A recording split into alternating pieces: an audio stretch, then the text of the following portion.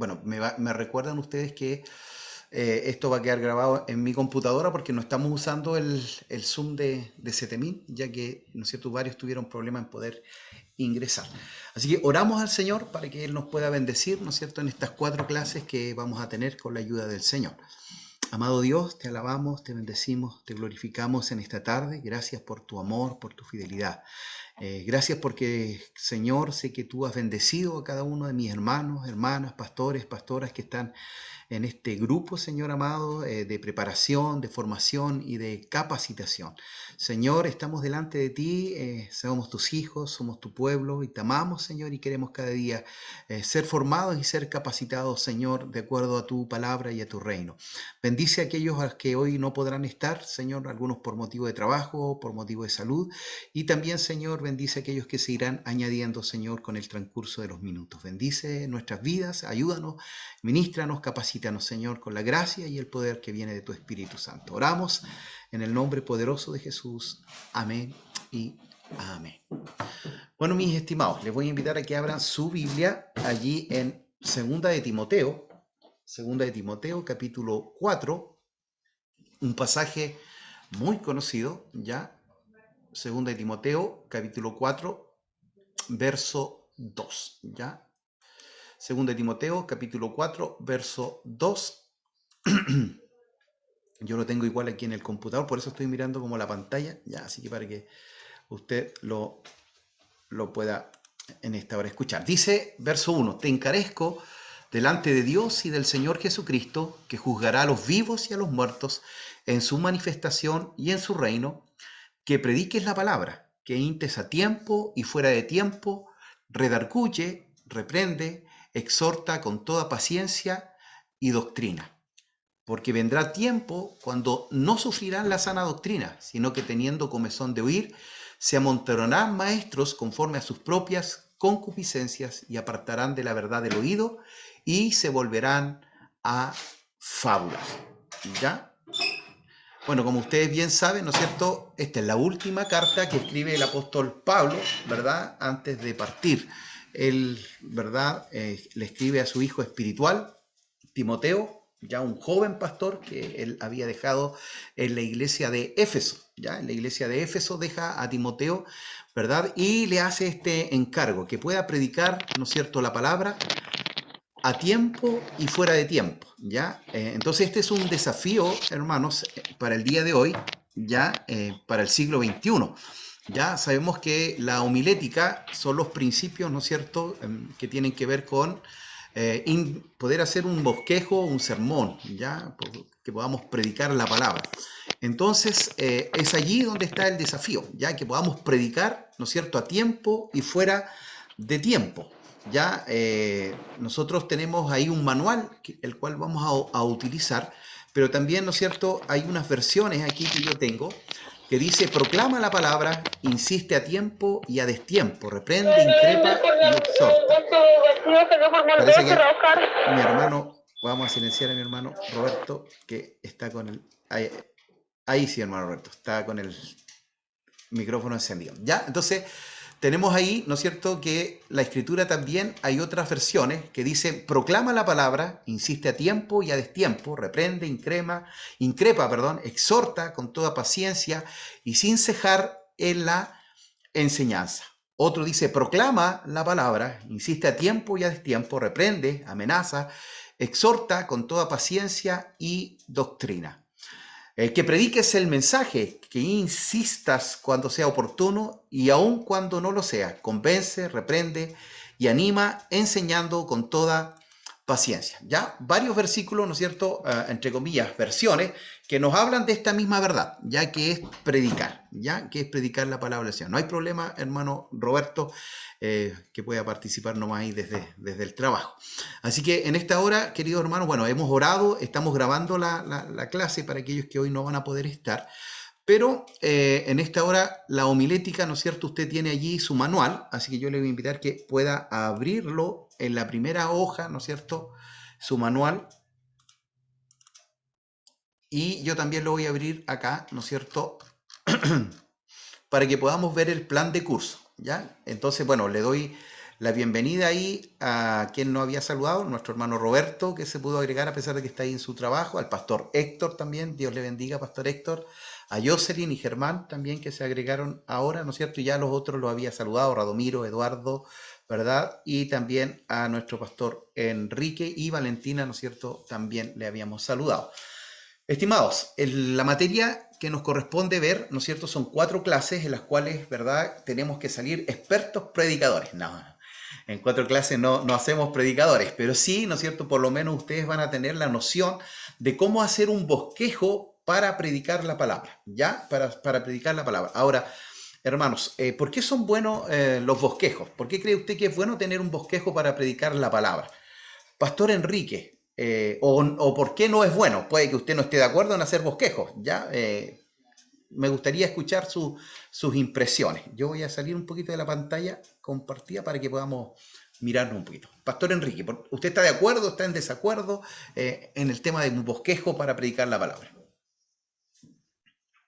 En lo personal, sí, estoy totalmente de acuerdo. De hecho, lo utilizo antes de predicar. Hago mi bosquejo para para llevar un mensaje bien ordenado, porque a veces uno pasa que, bueno, no generalmente hago bosquejos, pero creo que es muy importante porque así uno lleva el mensaje bien ordenado, conforme al contexto, conforme a la historia y también a la actualidad. Así que estoy totalmente de acuerdo con esto. Ok, gracias, Pastor Enrique. Ya ahí dio un punto importante, ¿no es cierto? Nos ordena, ya nos ordena, porque de pronto, ¿no es cierto? Bueno, cuando no hay un bosquejo, de repente, ¿no es cierto? Nos salimos del punto principal y nos vamos, y nos cuesta volver. Usted sabe que especialmente nosotros los pastores, ¿no es cierto? Nos cuesta soltar el micrófono y el bosquejo nos permite, ¿no es cierto? No alejarnos, ¿no es cierto? De la verdad que queremos entregar. Eh, Pastor Héctor, Pastor Héctor, ¿usted está de acuerdo con el bosquejo? ¿No está de acuerdo con el bosquejo? No sé si puede hablar también allí mi pastor. Sí, Sí, parece. es importante el bosquejo, pero como usted a veces se da el caso de que cuenta alguna experiencia. Eh, en la foto que yo le mandé, yo estaba predicando y yo usé el puro texto y después yo tenía mi bosquejo guardado y no lo ocupé para nada. O sea, me dejé llevar por lo que el Señor me dio y porque el Espíritu Santo me dio en ese momento que predicara. Eso. Ok, sí, el bosquejo es una ayuda, ¿no es cierto? Pero no debe ser una camisa de fuerza, ya que nos amarra, ¿no es cierto?, a lo que habíamos traído, porque, bueno, de pronto, ¿no es cierto?, debiera ser que siempre nuestras predicaciones deben ser, ¿no es cierto?, con oración. Es decir, qué es lo que Dios quiere decir al pueblo. Y a veces nos encontramos con la sorpresa que Dios nos cambia, ¿no es cierto?, la predicación.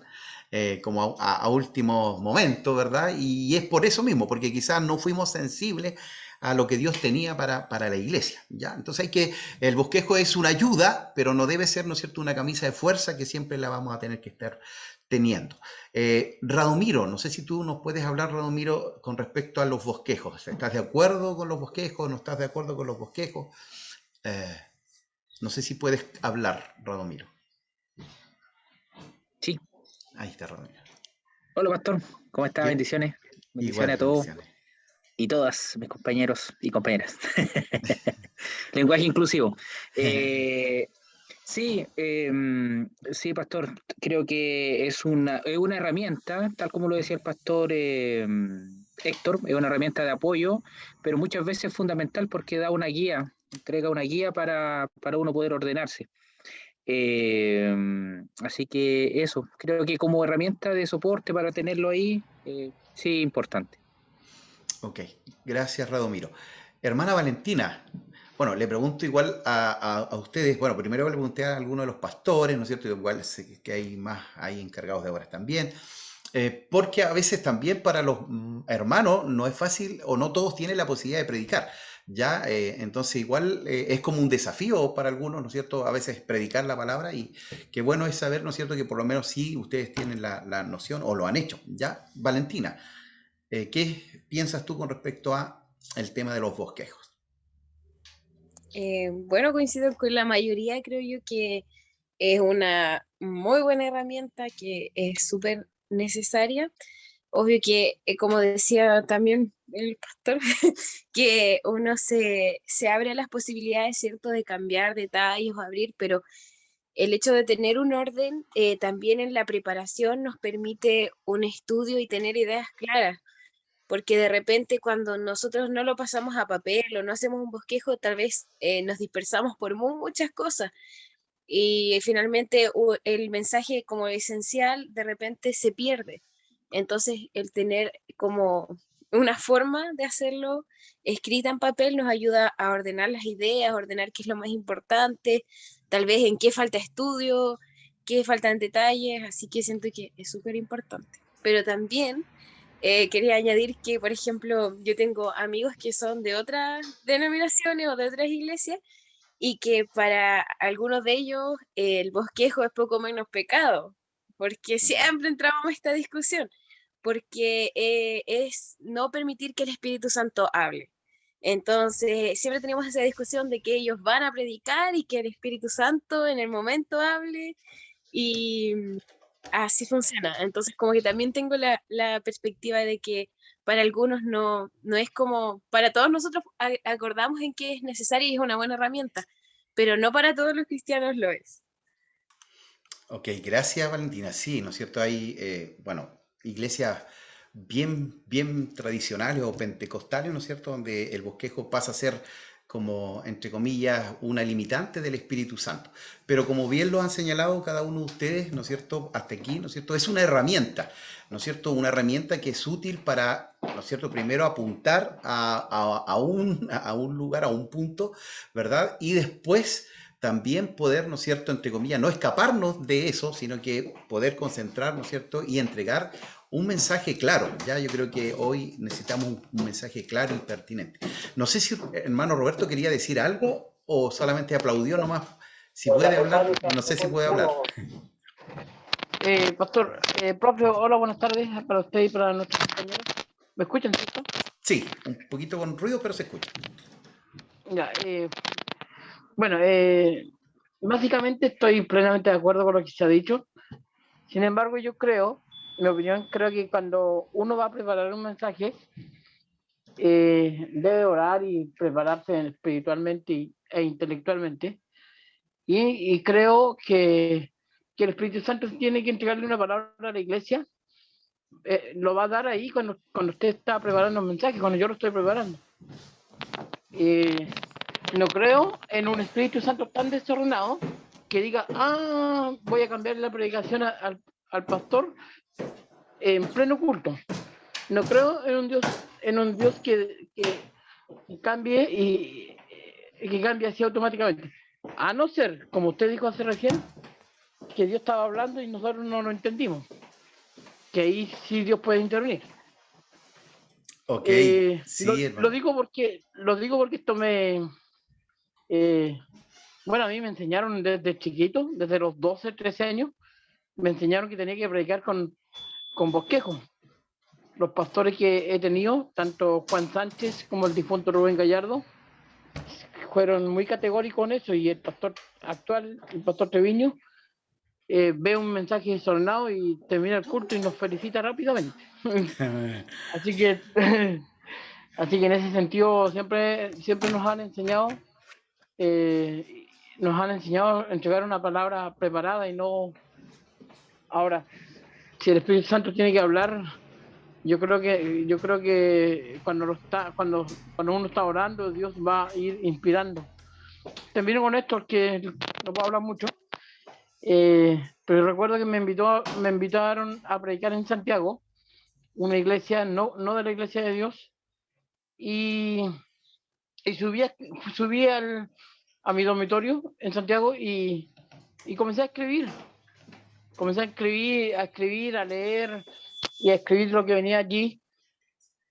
Y llegó un momento que no lo soporté más y comencé a orar. Era tanta la necesidad en mi corazón de orar, y comencé a orar. Y después que terminé de orar, tomé el lápiz y escribí todo lo que venía en mi corazón. y era la palabra que la iglesia necesitaba en esa ocasión. Entonces, por la experiencia, yo creo que el Espíritu Santo cuando tiene que hablar, nos va a inspirar o iluminar, no recuerdo cómo era la frase que nos enseñó el profe Marco, y nos va a llevar a esa posición, pienso, pero de Amén. acuerdo con los bosquejos. Gracias, hermano Roberto. Sí, ¿no es cierto? Bueno, la iluminación es la que tenemos en el día de hoy, si es que somos teológicos, ¿no es cierto?, para hablar. La inspiración se cerró con el canon escritural. Ya no, cuando hablamos de inspiración, hablamos de que se le agrega más texto a la Biblia y ya no hay más texto, ¿no es cierto? Ya todo lo que se reveló y se inspiró ya está ahí con Apocalipsis, ¿no es cierto?, cerrado. Entonces, Dios nos habla, ¿no es cierto?, y es importante el bosquejo en ese sentido, ¿verdad? Que nos encamina, nos ordena, ¿verdad? Y sí, a veces Él sabe cuál es la necesidad de la iglesia. El tema es que nosotros seamos sensibles a eso, ya saber que es el momento, ¿no es cierto?, de Dios para aquello. Termino con los dos que me quedan nomás y después vamos al plan de curso. Esto es solamente para saber, ¿no es cierto?, un poquito cómo están ustedes, de acuerdo, en contra. Así que, hermano Eduardo, hermana Marisol, ¿ustedes qué piensan con respecto al tema del bosquejo?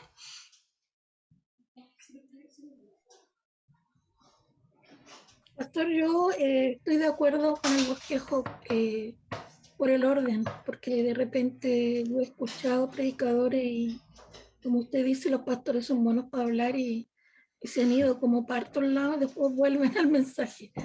Perdón que le diga esto, pero creo que sí, es para que sean ordenados, sí, está bien. Me parece todo lo que dice el hermano Roberto igual tiene que ser guiado por el Espíritu Santo, todo lo que nosotros hagamos. Y también en la búsqueda tenemos que tener oración. Tenemos que tener oración. Así que por lo menos esa es mi opinión. No sé, mi amado esposo. Igual, compartimos la opinión. Siempre tiene que haber una preparación espiritual antes de una predicación, porque esa es la guía, pues es el fundamento que nosotros tenemos que tener. Y ahí preparamos un bosquejo también para no salirnos del tema principal. Eso, mi Ok, pastor. gracias hermano Eduardo, hermana Marisol. ¿Ya? Entonces también están de acuerdo. Jocelyn y Germán. Y después estaríamos viendo el plan de curso. Yo me voy a mover un poquito después las piernas. Hola, por acá estamos con Germán. Hay un poco de ruido porque hay un maestro en mi casa, por si acaso. Pero me escuchan, ¿cierto? No es Germán golpeándote, eso estamos bien. No. Nosotros, bueno, por mi parte, yo estoy súper de acuerdo también por todo lo que han dicho mis hermanos. Y Valentina igual dijo un concepto que me identifica tremendamente, que era, uno a veces se pone muy disperso para hacer los mensajes o las enseñanzas. A mí me ha tocado hacer enseñanzas o estudios en mi iglesia y para los jóvenes también. Y cuando recién comencé, era muy dispersa, porque me gusta indagar, una palabra me llevaba a investigar una cosa y después se abría un mar de conocimiento y seguía investigando, era muy dispersa. Y después ya con el bosquejo fui como ordenando más mis ideas, como centrándome más. Y concuerdo con los hermanos que obviamente tiene que estar todo dirigido por el Espíritu Santo, obviamente uno tiene que estar ahí en la intimidad, orando para que el Señor igual guíe ese bosquejo y luego llegue la prédica que uno va a exponer. Eso podría compartir. Gracias, José. Germán, te escuchamos. Sí, igual me sumo a las palabras de los hermanos. Siempre todo lo que lleve a una buena exposición de la palabra es edificante, porque yo a mí igual ahora me ha tocado estar dando temas en la iglesia y mi primer tema que di realicé mi bosquejo y me ayudó bastante para poder dar a conocer lo que el Señor había entregado a mi vida de una manera más clara. Así que estoy bien de acuerdo y esa sería mi opinión. Ok, gracias Germán. Bueno, estamos todos de acuerdo, ¿no es cierto?, que es una herramienta útil, ¿no es cierto?, importante, que nos permite, ¿no es cierto?, quizás no escaparnos, sino que estar ahí, pero también ser sensibles, ¿no es cierto?, también a lo que Dios en algún momento quiera hacer, ¿ya?, o manifestar. Bueno, hermanos, Tito, ayer, espérenme, aquí estoy. compartiendo el plan de curso, ¿ya? Ahora vamos a estar con el plan de curso. Yo me voy a parar un poquitito.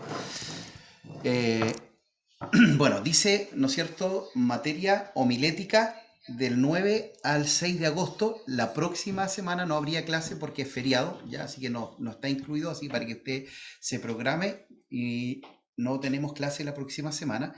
Y bueno, maestro que le habla, Marcelo Díaz, ¿no es cierto?, quien tiene una licenciatura en teología. Ya, descripción de la materia. Bueno, es un estudio introductorio a la estructura de sermones, su preparación y la importancia de la obra divina en la predicación. Ya, obviamente, yo lo decía adelante, en 4 clases no vamos a salir expertos, pero por lo menos ya tenemos la ventaja de que casi todos ustedes utilizan bosquejo, ¿ya? Entonces lo que vamos a hacer nomás va a ser como ir ordenando, ¿no es cierto?, las partes del bosquejo para que también ustedes, ¿no es cierto?, puedan tener ese orden, ¿ya? Entonces, ¿cuáles son los objetivos al terminar esta materia? Es que usted primero conocerá los propósitos y la importancia de la predicación, ¿ya? Entonces, bueno, el material es muy importante, así que para que lo puedan imprimir, y vamos a estar trabajando en el material, ya identificar los principios de la oratoria y la comunicación oral. Sabemos que la predicación del siglo XVII, del siglo XVIII, del siglo XIX, del siglo XX ha ido variando, ha ido cambiando. Cuando yo comencé en los caminos del Señor, una predicación duraba 1 hora. Hoy usted es muy difícil que pueda tener la atención de una persona durante 1 hora o de un auditorio. Ya ahora se habla de que 20 a 40 minutos sería como el máximo, ¿no es cierto?, de un sermón, de una prédica. Entonces, son cosas que debemos manejar para también, ¿no es cierto?, entregar el mensaje, ¿no es cierto?, en forma clara, pero también que no sea agotador, que no sea cansador. ¿Ya? También dice que usted aprenderá la estructura de un sermón, ¿no es cierto? El título, ¿verdad? La introducción, puntos principales, la conclusión, y también identificar los tipos diferentes, ¿no es cierto?, de sermones o de la oratoria y de la homilética. ¿Ya? Esos son objetivos de conocimiento. Y después tenemos, ¿no es cierto?, de actitud, ya que tiene que ver actitudinal o del corazón. Usted apreciará los principios que gobiernan un sermón, ¿ya? Usted valorizará la homilética como un instrumento para el ministerio, ¿ya? Y usted reconocerá la ayuda del Espíritu Santo en la preparación del mensaje. De primera cuesta usar un sermón, ya cuesta usar un bosquejo, pero después usted, ¿no es cierto?, se va a dar cuenta que a medida que va practicando se va a hacer más fácil, ¿no es cierto?, la utilización del bosquejo. Y tercero y último, ¿no es cierto?, las habilidades que queremos que usted pueda realizar es que usted sea capaz de confeccionar sus propios bosquejos. Ya sé que varios ya han predicado, así que por lo menos ya tienen, ¿no es cierto?, ahí un avance. Usted podrá predicar siguiendo los principios homiléticos. Ahora vamos a ver si esa bosquejo, ¿no es cierto?, cumple, ¿no es cierto?, con el orden, ¿no es cierto?, de la homilética. Usted aplicará estos principios para hablar en público, ya también no es solo hacer el bosquejo, después entregar el mensaje, ¿no es cierto?, que esa es la parte más compleja. A veces es fácil hacer el sermón, ¿no es cierto?, hacer el bosquejo, pero nos cuesta pararnos delante de un auditorio y poder entregar el mensaje, ¿no es cierto?, allí. Después dice poder escoger la oratoria o tipo de sermón apropiado basado en las circunstancias. Hay distintos tipos de sermones, hay distintos tipos de bosquejos también, ¿no es cierto? Y poder utilizar el más adecuado para la circunstancia, ¿no es cierto?, en la cual nosotros vamos a estar. Y preparar, dice, eficazmente un sermón bien estructurado bajo la inspiración e iluminación del Espíritu Santo. Bueno, esto tiene que ver igual con, ¿no es cierto?, de que tiene que haber oración, de que tiene que haber búsqueda, ¿ya? Es decir, no esperemos que vamos a tener un mensaje si no leemos nunca la Biblia. Entonces, tiene que haber lectura de la palabra, conocimiento de la palabra, oración, ayuno, búsqueda, ¿no es cierto?, para que Dios nos pueda dar un sermón, ¿no es cierto?, o un mensaje, ¿verdad?, con inspiración y con iluminación. Bueno, más que inspiración, iluminación. Cuando usamos la palabra inspiración, ¿no es cierto?, lo usamos desde el lado, ¿no es cierto?, esto de que sea, ¿no es cierto?, guiado, dirigido por el Señor, pero la palabra más correcta es iluminación. Y preparar, dice, un mensaje partiendo de la necesidad del auditorio, ¿ya? Y aquí vienen los requisitos: asistir fielmente a clases. Son 4 clases las que vamos a tener. un informe de lectura, ¿ya? Y resumen del material de clase, ¿ya? Entonces, eso es importante, queridos hermanos. Ustedes tienen un manual que se les envió, entonces la idea es que ustedes lean el manual y vayan haciendo, ¿no es cierto?, un resumen de ese manual, ¿ya? Me interesa para que ustedes puedan, ¿no es cierto?, tener allí todo el material. Y el último trabajo, ¿verdad?, es que la última clase, usted, ¿no es cierto?, tiene que traer un bosquejo y exponer ese mensaje en 10 minutos. Ya en 10 minutos. No sé si va a ser muy fácil. Perdón, aquí voy a dejar de...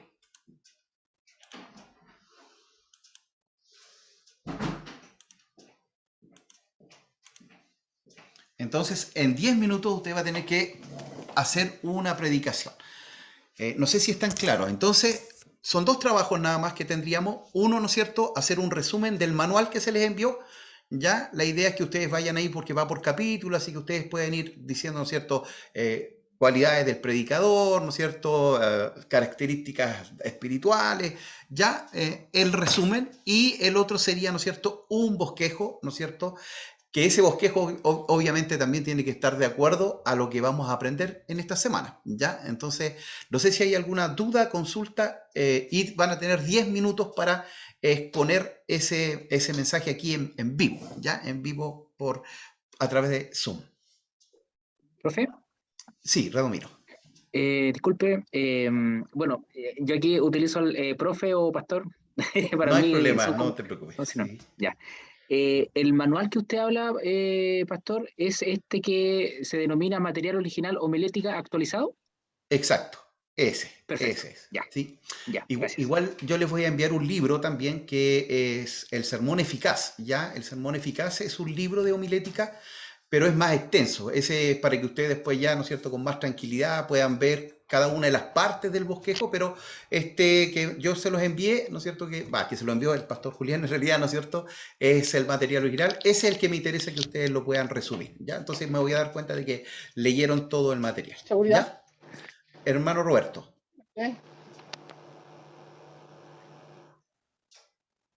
¿Eh?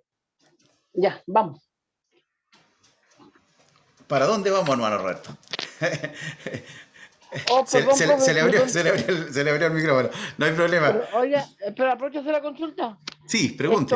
El material está en el WhatsApp, ¿cierto? Creo que sí, creo que lo envió al WhatsApp el pastor El pastor Julián lo Julián. envió a cada persona por interno y escribió un mensajito si es que alguien no lo había recibido que se lo pidiera. Ok. No, por Entonces, interno solo me llegaron las notas del profe Huerta. bueno, yo se lo voy a enviar igual acá al mismo WhatsApp y le voy a mandar, pero no les quiero mandar el de sermón eficaz porque si no se van a enredar con el material. Ya entonces les voy a mandar el del material nuevamente aquí en un break y en la semana le mando el otro que es un material anexo, ya que es como la base de todo lo que vamos a ver estas 4 semanas. ¿Ya? Así que para que lo pueda tener mi hermano Roberto. Lo bueno es que la próxima semana no hay clase, así que van a tener tiempo para leer el material, ¿verdad? Y ya vamos a darle duro en la segunda semanita, ¿no es cierto?, que nos correspondería. ¿Alguna otra duda, consulta con respecto a las tareas? ¿No? ¿Ninguna? Entonces, son 2 tareas nomás. La última clase, el resumen, ¿no es cierto?, del manual, ¿no es cierto?, de homilética, que es el material original que se le entregó, y el bosquejo y la prédica de 10 minutos, ¿ya? Entonces, para que usted lo pueda tener claro. Y de ahí vamos a sacar la nota, ¿no es cierto?, final para su materia de homilética. ¿Estamos ok entonces? Pastor Marcelo, Pastor Héctor. el material lo mandaron en 7000 Temuco. Ya, lo mandaron a 7000 Temuco, dice acá mi Sí, estimado. en el WhatsApp de 7000 Temuco. Ya. Mire, yo aquí voy a aprovechar de... ¿Por qué no lo está mandando? Pastor, yo ya le envié el material al hermano Roberto. Ah, ya, súper. Muchas gracias, hermano, para no Lo salirme aquí mandé recién para que no tenga de la problema. pantalla. Ya, muchas gracias. Le agradezco. Ya, entonces, mis estimados, vamos ahí al material, vamos a seguir en el material porque hay algunas definiciones, después vamos a ver un PowerPoint, ¿ya? Entonces, bueno, voy a compartir aquí pantalla nuevamente. Entonces, estimados, que estamos ahí, ¿no es cierto?, con el plan de curso, y después del plan de curso viene algunos, ¿no es cierto?, conceptos, algunas definiciones, ¿ya? Y la primera de ellas es homilética, el concepto de homilética, ¿ya? Entonces, dice allí, ¿no es cierto?, que homilética se define como la ciencia y el arte de la predicación, ¿ya? Ahora, yo les comentaba a ustedes, ¿no es cierto?, que la predicación ha ido cambiando, ya se ha ido modificando, no el fondo. Recuerde usted, siempre el fondo tiene que ver con la enseñanza, con la doctrina, con los fundamentos, con el dogma, ¿no es cierto?, con lo que creemos, pero la forma, la manera ha sido distinta, ha sido diferente, ¿ya?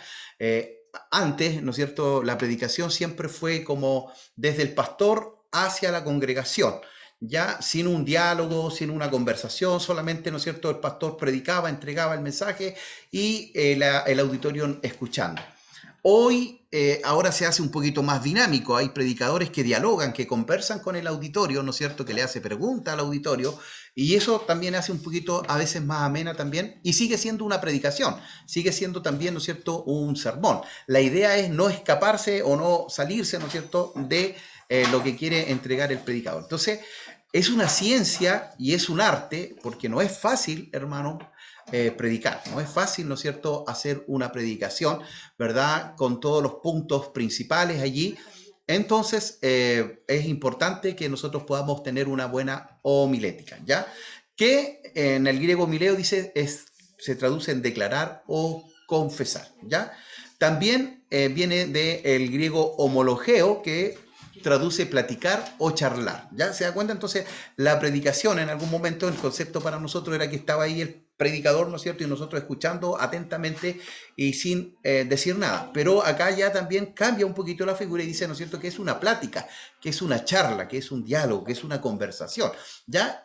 ¿Y esto qué hace? Hace que también, ¿no es cierto?, el auditorio sea parte, ¿no es cierto?, de esta prédica, ¿ya? Entonces también por ahí es importante poder utilizar otros métodos, ¿no es cierto?, para ir, ¿no es cierto?, haciendo también que esta prédica no sea solamente unilateral, es decir, alguien que enseña y yo recibo, sino que también, ¿no es cierto?, yo también puedo aportar, ¿verdad?, y puedo dialogar o también incluso puedo disentir ya de algo, ¿no es cierto?, y conversarlo y dialogarlo allí en el momento, ¿ya? Entonces, hermanos, eso tiene que ver con el significado de homilética, ¿ya? Hay varios significados más o menos parecidos, que es la homilética, la predicación, ¿no es cierto?, es la publicación o hacer patente una cosa o mensaje, ¿ya?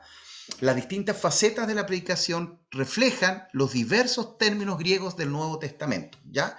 Está la palabra, ¿no es cierto?, calaleo, y está la palabra keruk, o que viene ahí la palabra kerigma, ¿ya?, para predicación, ¿ya? Entonces, significa charlar, platicar también, calaleo, ¿no es cierto? Y keruk o kerix, ¿no es cierto?, heraldo, aquel que proclama el mensaje del rey con la autoridad de este, ¿ya? Entonces, nosotros hemos sido llamados a predicar la palabra, ¿ya?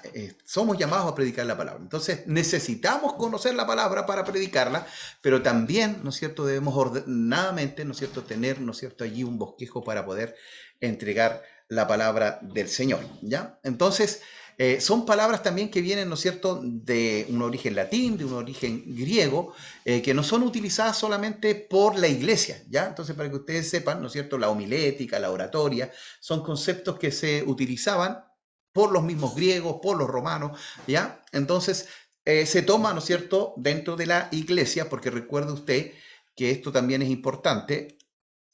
La iglesia al principio no era como los templos que tenemos hoy, ¿no es cierto?, donde hay un púlpito, donde están las bancas o están las sillas, sino que la iglesia, cuando nace, en la iglesia primitiva, hacía culto en los hogares, en las casas, en las catacumbas, en los cementerios, en lugares escondidos. Entonces probablemente no estaba ahí, ¿no es cierto?, el predicador acá adelante y la gente escuchando allá, sino que probablemente era en círculo, si era en una casa, quizás compartiendo el pan, como dice el libro de Hechos, ¿verdad? Entonces era un diálogo, era una conversación. Ahora, obviamente, ¿no es cierto?, con el traspaso, como iba pasando el tiempo, se fue perfeccionando, ¿ya? Se fue perfeccionando esto y hace ¿qué cosa?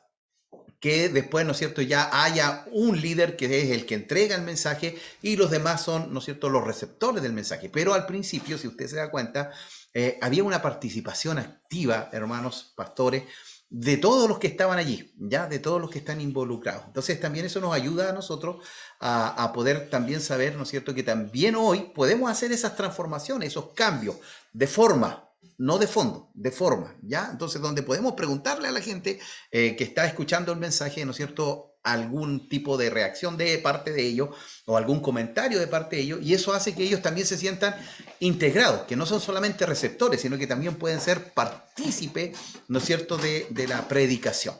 Bueno, en la iglesia, ¿no es cierto?, en la cual yo participo, a mí me gusta conversar o preguntarle mucho a los hermanos, ¿ya? Entonces, yo voy haciendo un diálogo con ellos también, ¿ya? Entonces, ¿para qué? Para saber también que ellos están conectados, porque eso también nos permite saber, ¿no es cierto?, si ellos están conectados o se nos fueron a veces, porque a veces nosotros estamos entusiasmados predicando, pero lo único entusiasmado predicando es uno, ¿verdad? Y los hermanos se fueron para otro lado hace rato, entonces eso nos permite también saber que ellos están ahí, que están escuchando y que están atentos. Entonces uno le puede hacer preguntas, ¿no es cierto? A veces yo le digo, hermano, me olvidé del texto, a ver, ¿cuál era o cuál es el apóstol tanto? Entonces se da cuenta y eso hace que la gente también esté un poquito más prendida, ¿ya? Entonces, este camino en el cual vamos a andar durante estas 4 clases tiene que ver con esto, estimados, ¿ya? Vamos a ver, ¿no es cierto?, el tema de cómo poder construir una predicación, pero también los requisitos del predicador. Porque mire, es importante el bosquejo, es importante el mensaje, pero si el mensaje va con un mal mensajero, se pierde. El mensajero y el mensaje son los dos importantes, ¿ya? Entonces, ¿quién es el mensajero? El predicador. Entonces también es importante el mensajero, es decir, la vida del mensajero, la integridad, ¿no es cierto?, el testimonio, porque el mensaje va a tener validez de acuerdo también, ¿no es cierto?, al mensajero, ¿ya? Entonces, eso tiene que ver, mire, hermanos, con la vida, con la integridad, con la santidad. Y bueno, ahí en el material, ¿no es cierto?, aparece muchos ejemplos, por eso usted lo va a ir leyendo y vienen varias definiciones, pero también, ¿no es cierto?, habla allí, ¿no es cierto?, de algunas características y requisitos. Bueno, ahí, ¿no es cierto?, nuestro hermano Roberto dice, ¿el testimonio le quita o le da fuerza al mensaje? Y eso es una gran realidad, ¿ya? Depende de quién lo dijo, ¿ya? ¿No es cierto? Si fue un hermano, ¿no es cierto?, que tiene mal testimonio, probablemente el mensaje se va a diluir, ¿no es cierto?, no va a tener fuerza. Pero cuando es un hombre de Dios, ¿no es cierto?, que uno sabe que tiene testimonio, ¿no es cierto?, el mensaje va a ser poderoso, ¿no es cierto?, fuerte, porque quien lo dijo lo respalda. Recuerde usted que la gente cuando escuchaba al Señor Jesús decía que el Señor era distinto a los escribas y a los fariseos, porque Él predicaba con autoridad, no como los escribas, porque los escribas pedían cosas y ellos no eran capaces de realizarlas, de hacerlas. Entonces, por eso es tan importante, ¿no es cierto?, la calidad o el testimonio. Hermanos, les voy a dar 5 minutitos, ¿no es cierto?, para que puedan moverse y para que yo también me pueda mover, como les decía, ¿no es cierto? Entonces, mis queridos hermanos, voy a compartirle acá la pantalla para que podamos ver este PPT.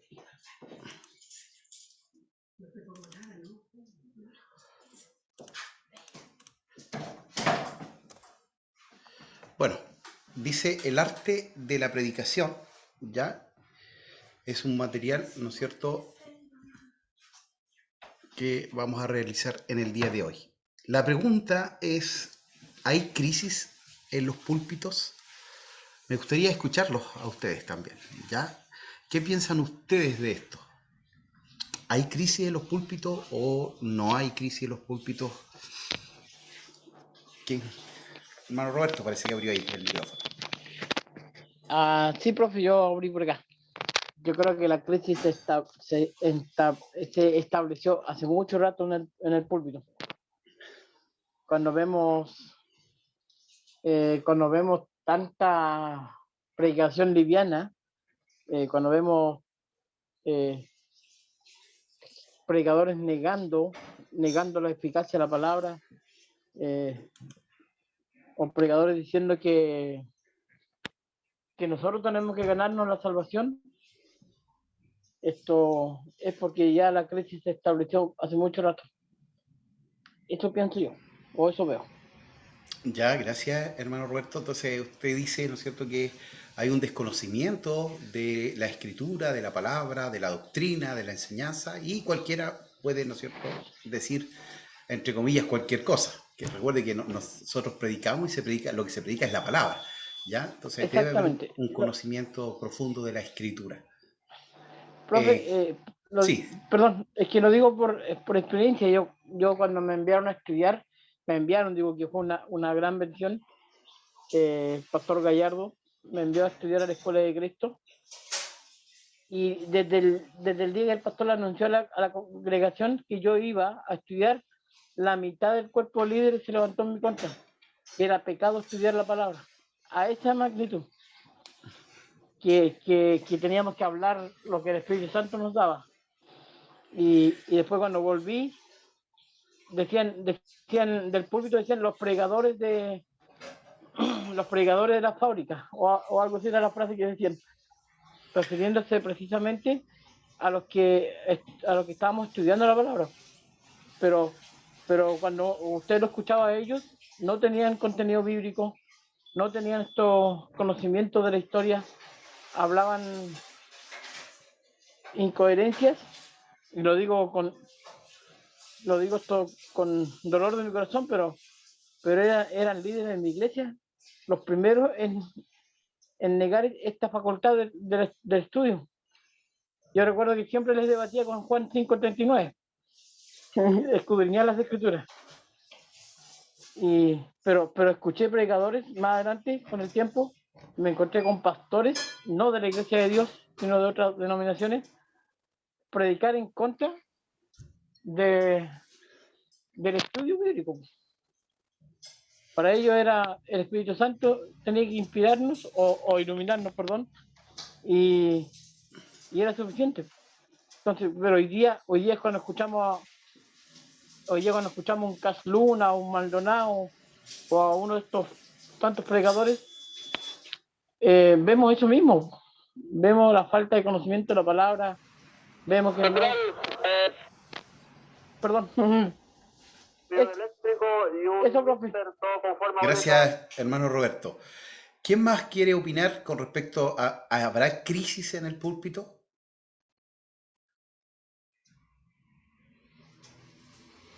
Ahí algunos mueven la cabecita, pero coméntenos.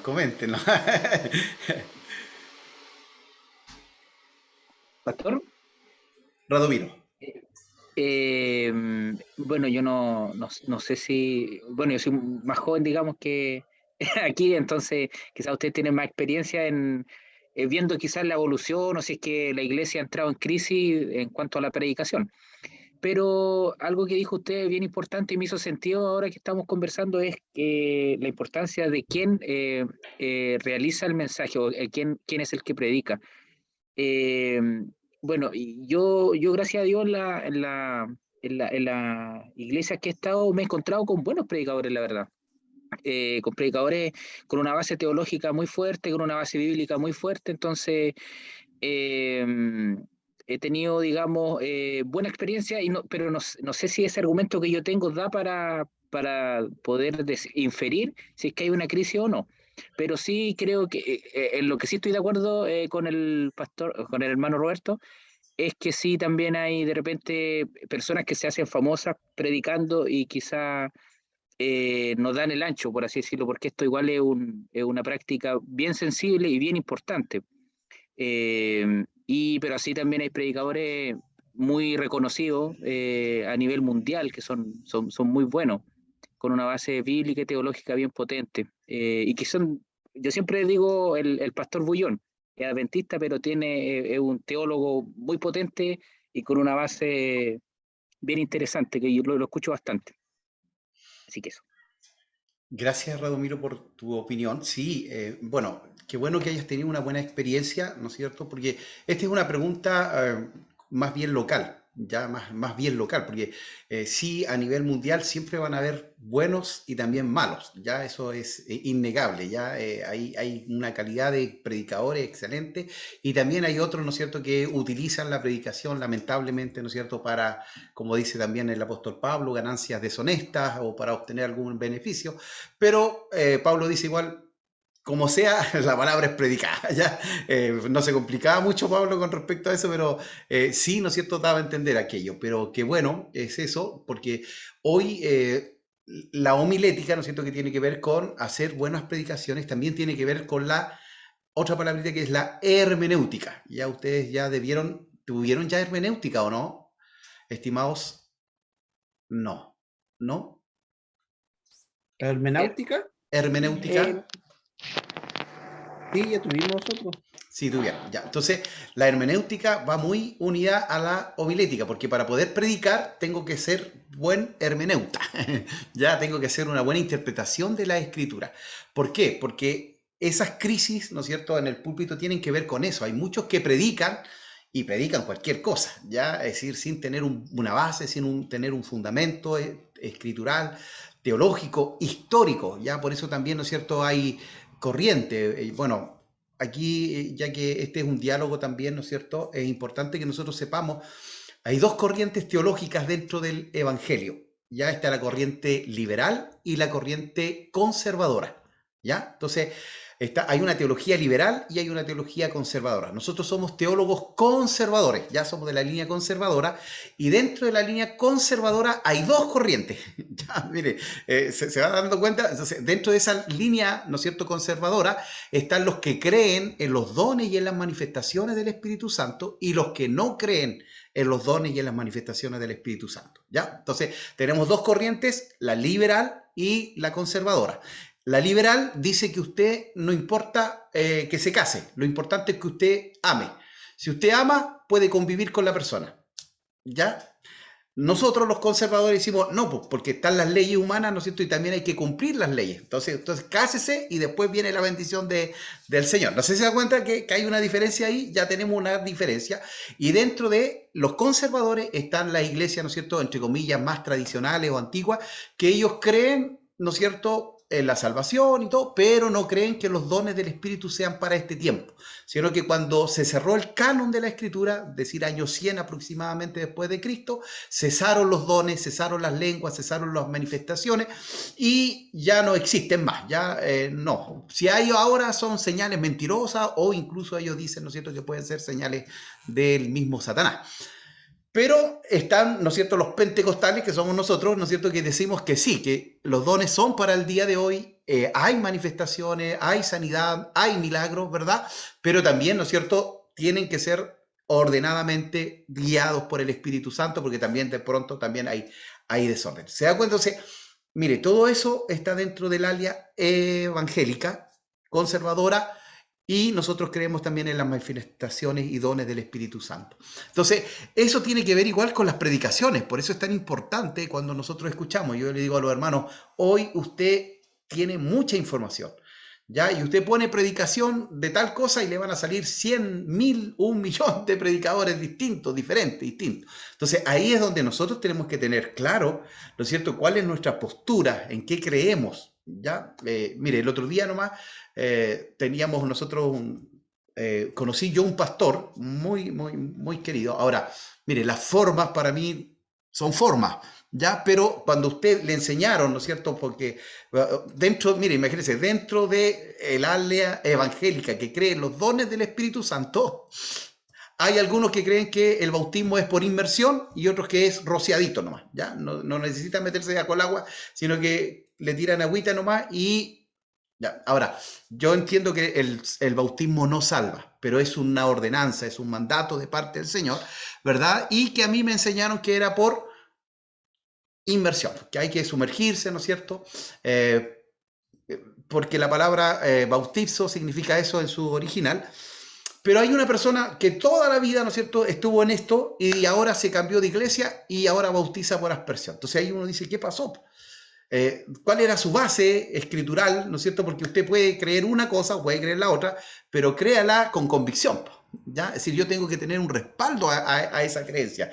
No, es que me dijeron, no, eso no es un respaldo, ¿ya? Entonces, por eso la homilética tiene que ver igual con la hermenéutica, ¿ya? Entonces, para interpretar correctamente la escritura, yo voy a poder también tener un mensaje, pero como bien lo señalaron varios de ustedes, el mensaje igual es muy importante, el mensajero. ¿Quién es el que entrega el mensaje? Entonces, es verdad, nosotros podemos escuchar muchos personajes que entregan un mensaje a través de Internet, ¿no es cierto? YouTube, de Facebook, pero ¿quién es el personaje? ¿Quién es la persona en realidad? ¿Es un hombre de Dios? ¿Ama al Señor? ¿Ya? Porque a veces se muestra algo que no es, ¿ya? Entonces, por eso es tan importante, ¿no es cierto?, en esto también el mensajero. Bueno, volvemos aquí a compartir pantalla, pero era para poder dialogar un poquito, ¿no es cierto?, con esto de, ¿hay crisis en los púlpitos? Bueno, en algún momento, debido a esto, hermano, yo hago clases ya por más de 15, 20 años en seminario, y hay un seminario de la Asamblea de Dios al cual también hago clase, y yo hago panorama del Nuevo Testamento. Entonces, ¿qué pasa? Que yo recibo a todos los nuevos que vienen llegando recién, ¿no es cierto?, al seminario, y lo que me he dado cuenta es que cada vez la gente que llega al seminario sabe menos de Biblia. ¿Ya? Cuando nosotros estudiábamos, a usted le pedían por lo menos que usted tenía que tener, no sé, 2, 3 años en la iglesia, haber pasado por un discipulado, y ahí recién podía ir uno al instituto o al seminario. Entonces ahora no, bueno, también agradezco que se abrió también para todos, porque antes como que el seminario no era para todos, era como exclusivo, ¿no es cierto?, para los más maduros, pero no hace mal el seminario, ya lo que decía el hermano Roberto, ¿verdad? Muchas veces a nosotros nos dijeron, la mucha letra mata, así que no estudie mucho, hermano, porque lo va a matar espiritualmente. Y eso está hablando de la letra de la ley, no está hablando de la letra de la palabra es viva, eficaz y produce transformación, produce cambio, ¿ya? Entonces, ahí es importante capacitarse, prepararse, pero yo eso me he dado cuenta, cada vez la gente conoce menos de la Biblia, conoce menos de la Escritura, y eso hace que haya una crisis en los púlpitos, ¿ya? Porque mucha gente predica lo que no sabe o lo que no conoce. Entonces, por eso es tan importante, mire hermano, para hacer una predicación que dura 40 minutos a 60 minutos, una predicación de verdad, ¿usted sabe cuánto necesita de preparación? Son 15 horas aproximadamente. 15 horas donde usted tiene que buscar el pasaje, 15 horas donde usted lee el pasaje, 15 horas donde usted va buscando las palabras principales, el contexto, quién lo escribió, cuándo lo escribió, por qué lo escribió, qué significa esto teológicamente. Entonces, es profundo. Entonces, nosotros estamos acostumbrados, ¿no es cierto?, a escuchar siempre al pastor todos los domingos. Ahora eso también ha ido cambiando. Muchas iglesias, ¿no es cierto?, están permitiendo que los hermanos también puedan predicar, no solamente los pastores. Antes éramos como los católicos, ¿no es cierto?, solo el cura podía ejecutar la misa. Ahora ya no, gracias al Señor, ¿no es cierto?, los miembros también tienen la posibilidad de entregar un mensaje, pero también eso es una responsabilidad del pastor, ¿no es cierto?, ver que el hermano que va a predicar sea, ¿no es cierto?, una persona preparada, que conozca lo que va a predicar y no diga cualquier cosa, ¿ya? Porque también nosotros somos responsables. Recuerde usted que lo que se predica va a quedar en la persona que va a estar escuchando, ¿ya? Entonces, si usted dice, pongámosle, yo estuve una vez en un lugar donde la hermana dijo que el Espíritu Santo se enfermaba. ¿Eso está bien o está mal? ¿Que el Espíritu Santo se enferma? Mal, ¿no es cierto? Porque el Espíritu Santo es Dios y Dios no se enferma. ¿Ya? Entonces, claro, ella quizás quiso decir, no sé, que el Espíritu Santo estaba triste o que se había, bueno, podemos apagar al Espíritu, podemos entristecerlo, pero decir enfermar es otra cosa. Entonces, esos detalles, hermano, si hay una persona nueva, ¿qué va a quedar? Queda con, el Espíritu Santo se enferma. Entonces, si se enferma, no es Dios, pues, porque se enferma. Dios no se puede enfermar. Entonces, se da cuenta que va trayendo consecuencias. Por eso también el pastor, al abrir, ¿no es cierto?, este abanico de posibilidades, también tiene que asegurarse que quienes predican, ¿no es cierto?, tengan un conocimiento, y para eso tiene que haber habido primero un discipulado, una formación. Mire, yo soy aquí bien sincero con ustedes. Bueno, mi hija se tuvo que retirar porque había una actividad en la iglesia, pero yo predico una vez cada 2 meses, día domingo. Es decir, de 8 domingos yo predico uno solo, porque tengo otro pastor que también predica una vez y tengo hermanos que predican bien, entonces, que los conozco, que he formado, entonces yo puedo descansar en que ellos van a entregar una palabra y que van a predicar, ¿ya? Para mí es más difícil invitar a un predicador de afuera que no conozco que hacer predicar a un hermano de mi iglesia que sí conozco. No sé si me hago entender, ¿ya? Entonces, pero muchos pastores no entregan el púlpito. Yo tuve un pastor que jamás le pasó el púlpito a nadie. La única vez que le pasó el púlpito fue a su hijo. Bueno, él predicaba 1 hora, hermanos, 1 hora y media. 1 hora y media. Usted sabe que 1 hora y media, una persona sentada pierde ya los 40 minutos, ya empieza a perder como se dice, la atención, la concentración. Muchos hermanos estaban durmiendo en la prédica. La única vez que entregó el púlpito se lo entregó a su hijo, y su hijo predicó 1 hora y media. Así que era igual, ¿ya? Entonces, ahora no tiene que ver con la hora y media, tiene que ver con el dinamismo, tiene que ver, ¿no es cierto?, con que yo puedo estar 2 horas escuchando a un predicador, ¿no es cierto?, que tenga contenido, pero también tengo que ser prudente, ¿no es cierto?, saber, ¿no es cierto?, la capacidad que tiene la gente de poder oír, de poder escuchar el mensaje de Dios, ¿ya?, el mensaje del Señor, ¿ya? Entonces, ¿puede haber crisis? En algunos casos sí. Ya hay muchos hoy que predican, hermanos, y predican cada cosa, cada disparate. Y lo malo no es que prediquen, sino que hay gente que les escucha y que les cree lo que predican. ¿Por qué? Porque también la gente no conoce la palabra. Entonces, lo más importante en esto es que haya un conocimiento profundo, ¿no es cierto?, de las Escrituras. Para poder predicar bien, tenemos que conocer la palabra del Señor. Ahora, ¿por qué acá dice este título, Crisis de los Púlpitos? Porque dice acá, ¿no es cierto? Bueno, este es un material adaptado ya del maestro Israel Miranda. Ya ahí tomamos algo que él hizo y también agregamos algunas cositas ya del pastor Israel, ¿no es cierto?, que fue el director nacional de educación y que ahora está pastoreando allí en Santiago. ¿Ya? Bueno, él señalaba esto, que no teníamos predicadores teológicamente sólidos. ¿Ya? ¿Qué significa teológicamente sólido? Es decir, que tengamos una teología clara, ¿ya? Clara. Mire, gracias al Señor, ¿no es cierto? Bueno, casi la gran mayoría son de la Iglesia de Dios. Hay pastores ahí, como el pastor Enrique, que quizás son de otra denominación. La Iglesia de Dios tiene una doctrina, tiene una teología, ¿ya? Entonces, hay un orden, pero pongámosle, de pronto usted escucha a un pastor, ¿no es cierto?, que le empieza a hablar, ¿no es cierto?, de apóstoles, ¿ya? Y yo siempre digo esto, yo creo, ¿no es cierto?, que hay una función apostólica. Un apóstol es uno que abre una iglesia donde no la hay, ¿verdad?, que forma líderes, deja líderes y se va a otro lugar. En cambio, los apóstoles de hoy, ¿qué hacen? Ellos dicen, te doy cobertura, pero tú tenés que sembrar en esta tierra. Es decir, más que preocuparse, ¿no es cierto?, de la enseñanza, se preocupan del dinero, ¿no es cierto?, o de lo que van a recibir. Entonces, predicadores a veces, ¿no es cierto?, que bueno, ¿qué es un apóstol? ¿Qué es un profeta? ¿Qué es un maestro? ¿Qué es un pastor? ¿Ya? ¿Qué creemos nosotros? ¿Cuáles son nuestras doctrinas? ¿Ya? La doctrina del hombre, la doctrina de Dios, de la Trinidad, la doctrina de la salvación, la doctrina, ¿no es cierto?, del pecado, la doctrina de la palabra, de la Escritura. Toda la Escritura es inspirada por Dios. Entonces, a veces, ¿no es cierto?, faltan estos predicadores, ¿no es cierto?, que tienen una solidez teológica y son llevados de cualquier doctrina. Ya, como decía yo delante, un hermano que pensaba que el bautismo era de esta manera, se cambió fácilmente y empezó a bautizar de esta otra manera. Entonces, ¿qué pasó allí? ¿Ya? Siendo que nuestras convicciones deben ser profundas, ¿ya? Ahora, ministerialmente útiles. Si ha habido ahí, ¿no es cierto?, una crítica de la sociedad con respecto a la iglesia, es que la iglesia, ¿no es cierto?, como que se disoció de la sociedad, no fue capaz, ¿no es cierto?, de atender la necesidad que había. Ahora, yo disiento de eso porque la iglesia sí ha hecho un trabajo social. Nosotros, por lo menos como iglesia local, siempre nos hemos preocupado, ¿no es cierto?, de la necesidad de aquel que está ahí, del huérfano, del que duerme en la calle, ¿no es cierto?, de la viuda. Entonces también nosotros necesitamos, ¿verdad?, tener ese tema social. Radomiro, levantaste la mano.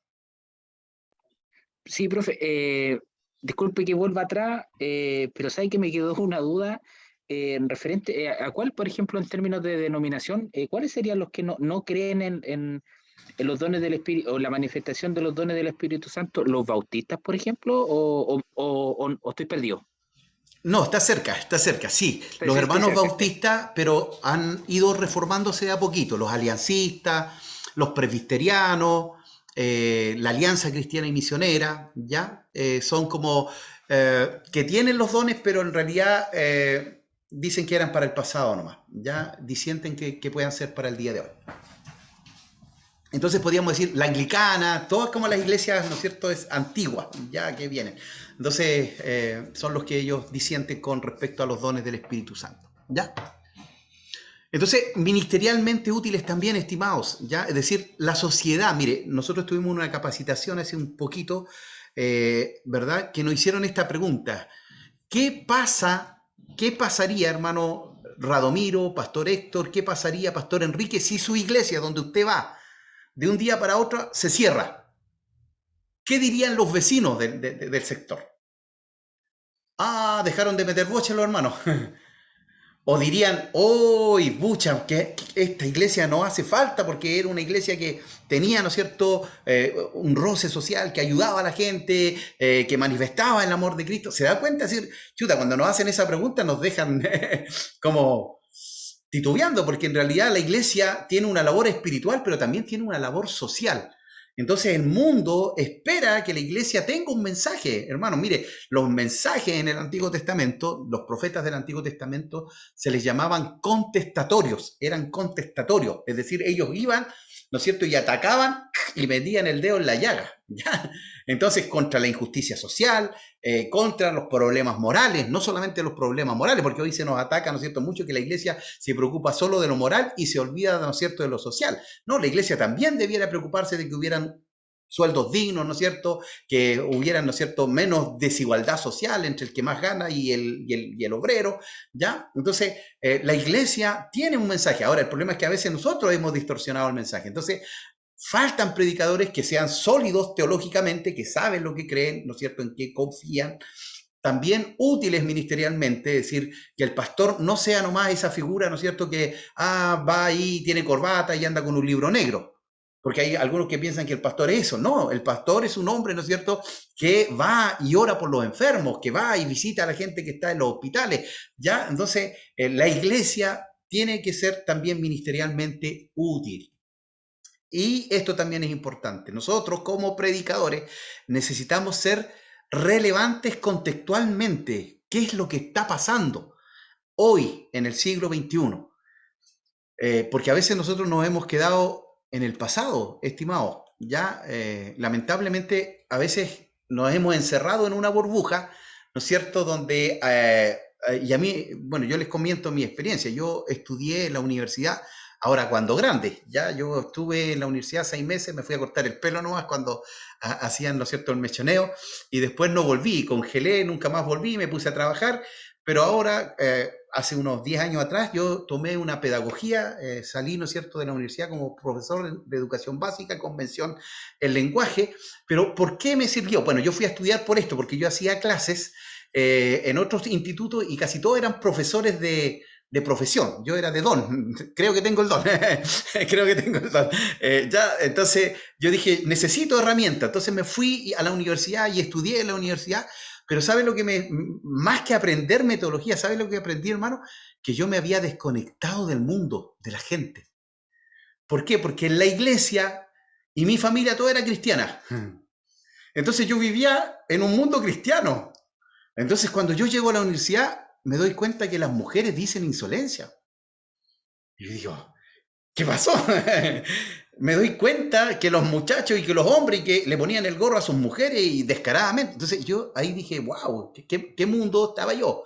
¿Se da cuenta? Entonces ahí yo comencé a mostrar, no con, oye, mira, yo soy pastor, soy hijo del Señor, sino que con mis acciones fui demostrando que era un hijo del Señor. ¿Ya? Entonces, cuando ellos tenían problemas, después, ¿a quién iban? Sin saber que yo era pastor, ellos acudían a mí, pero me hizo a mí conectarme con ellos y darme cuenta, hermano, que el mundo había cambiado, que el mundo era distinto, era diferente. ¿Por qué? Porque todo mi mundo en el cual yo me movía era espiritual, era cristiano, ¿ya? Entonces, todo era santidad. Y ahí me di cuenta que no, que el mundo vivía a otro mundo, ¿no es cierto? Y que los jóvenes, ¿no es cierto?, universitarios se acuestan con una mujer, mañana con otra y después con otra y despiertan con otro y para ellos eso es el pan nuestro de cada día. Y yo decía, wow, me quedé afuera, perdí el contexto. ¿Se da cuenta? Es decir, ahora, no significa que yo tenía que hacer lo que ellos hacían, no, pero sí podía darme cuenta, mira, así está el mundo. esto es lo que está pasando en el mundo. ¿Por qué? Porque yo tenía una visión muy de afuera, al no tener contacto con ellos. Por eso yo me imagino que a Jesús se le cuestionó esto. ¿Amigo de quién? ¿De pecadores y publicanos? ¿Ya? Entonces, ¿por qué? Porque él tenía que ir donde estaban los enfermos, pues, hermano. Entonces, a veces nosotros igual hemos cometido ese error, que nos hemos encerrado, ¿no es cierto?, en nuestras cuatro paredes, y allí hay bondad, hay amor, hay misericordia, pero el mundo se está haciendo pedazos. Y nosotros tenemos que tener un mensaje para ese mundo necesitado. Entonces, por eso ahí hablaba, ¿no es cierto?, de esto, de ser contextualmente relevante. ¿Qué está pasando en el mundo hoy, hermano? Hoy el concepto de familia, Pastor Héctor, ¿qué pasa hoy con la familia en el mundo? No en el concepto cristiano, pero aún, imagínense, aún dentro del cristianismo también el concepto de familia se ha ido cambiando. Pastor Héctor, ¿qué piensa usted de la familia hoy en el mundo? ¿Es un valor? ¿Es importante para el mundo una familia? Yo creo que la familia se ha ido desprestigiando, se ha ido cambiando, transformando, debido a que se ven tantas cosas entre los matrimonios. En un principio, Pastor Marcelo, nadie quiere casarse. O sea, partiendo de esa base, la gente ya no está interesado en eso. Después están los engaños entre las parejas, la violencia intrafamiliar que tanto se habla, y un sinnúmero de cosas que nosotros vemos. Y afortunadamente yo, pastor, comparto el diario acá con los pastores, con mis amigos, así que yo me informo de lo que está pasando por otro lado. Bueno, hay un predicador, no me acuerdo si era el príncipe de los predicadores, ¿no es cierto? ¿Quién era el príncipe de los predicadores? ¿Se acuerdan ustedes? Spurgeon, Charles Spurgeon, ¿ya? Él decía que el predicador tenía que tener la Biblia en un brazo y el periódico en el otro, ¿ya? Para ser contextuales, para saber lo que está pasando a nuestro alrededor, y eso es una realidad. Pero qué bien lo que dice usted, Pastor Héctor. Antes, Pastor Enrique, todas las familias que llegaban a nuestra iglesia eran papá, mamá, ¿no es cierto?, unas familias constituidas. Ahora viene, ¿no es cierto?, la persona con sus hijos, y el otro viene con sus hijos y más los hijos de ellos. Ahora nos encontramos con mucha gente que convive, que no se quiere casar, como decía el Pastor Héctor. Son realidades que están, es decir, antes, yo me acuerdo muy bien, si usted llegaba en esa condición, no podía activar, porque no, usted tiene que primero arreglar su situación, y después que la arreglaba, lo miraban un año más para ver si se había... Así era la iglesia, hermanos, antes. Ya no era que usted podía, sino que va encima, después que arreglaba su situación, lo tenían un año en observación, y recién ahí, ya, hermano, ahora va a poder dirigir. Y ahora llega mucha gente, ¿no es cierto?, con una familia no bien constituida, ya con funciones totalmente dispares. Entonces, la iglesia tiene que contextualizarse a eso. Es decir, vamos a tener a esas personas allí, tenemos que enseñarles, obviamente, pero el mundo tiene otras prioridades. Ya, como decían, no se quieren casar. Cada vez los jóvenes igual, los jóvenes quieren terminar su universidad, tener su casa, su auto, y ahí me voy a casar. Y antes, ¿no es cierto? Bueno, uno escucha a los 15, 16 años, ya estaba casado con 2, 3 hijos. Ha ido cambiando. La iglesia también tiene que contextualizarse, ¿no es cierto? No cambiamos los principios, ojo, ¿ya? Pero sí tenemos que ver, ¿no es cierto?, qué está pasando y tener respuesta, ¿no es cierto?, para eso, ¿ya? Porque si no seguimos predicando, ¿no es cierto? Estoy leyendo un libro yo de la familia, ya que me pareció muy interesante, hace un análisis de la familia, y decía la escritora de que muchas veces hemos idealizado una familia ideal. Hemos dicho, no, hay una familia que es la familia correcta, pero aunque haya papá, mamá e hijos, wow, qué difícil es que haya una familia bien constituida, hermano, porque a veces el papá es alcohólico, o a veces es un padre ausente, a veces la mamá es una mamá, ¿no es cierto?, quizás muy severa. Entonces, la familia ideal no existe, Necesitamos que Dios gobierne nuestra familia y ordenar, ¿no es cierto?, allí los principios de Dios en la familia. Es decir, para que podamos cumplir con esto y que nuestra familia sea un nido, ¿no es cierto?, de bendición, de protección, donde nuestros hijos se desarrollen física, emocional y espiritualmente, porque la familia tiene eso, hermanos. Pero ahora nosotros, ¿qué decimos? Muchos dicen, no, la educación la tiene que dar el colegio. No, eso no es así. La educación la tiene que dar uno en su casa. La enseñanza, los valores, el cristianismo, la espiritualidad viene de nuestra casa. Entonces, ¿qué pasa? Nuestros hijos se van al liceo, se van a la universidad y allá se nos van. ¿Por qué? Porque nunca nosotros les enseñamos los principios escriturales. Bueno, nos estamos yendo para otro lado, pero es importante esto, querido hermano, ¿no es cierto?, con respecto a que hoy las familias han cambiado, son diferentes. Entonces, nosotros necesitamos ser, ¿verdad?, contextuales, ¿verdad?, en lo que está pasando en el mundo, ¿ya? No podemos estar ajenos. El Señor dice que nosotros no Pastor, somos del mundo, pero estamos en el mundo. ¿Alguien habló, perdón? sí, pastor, una consulta. Según lo que usted me está diciendo, al final, si nosotros nos ponemos tan contextuales, y lo he visto en nuestra iglesia también, nosotros nos ponemos medios permisivos con ciertas situaciones dentro de la iglesia, al tener estas familias disfuncionales. Eh, Generalmente se les da oportunidades para trabajar, eh, y me queda la duda de los que vienen de atrás, los que vienen nuevos, que están viendo a estas mismas personas que están trabajando dentro de la iglesia, a las cuales se les está permitiendo, por ejemplo, como decía usted, matrimonios donde no están casados, uno de ellos está trabajando dentro del ministerio, pero yo voy a los que vienen llegando, que están viendo esta situación. Entonces nosotros nos ponemos permisivos y permitimos que los nuevos también adopten esta enseñanza.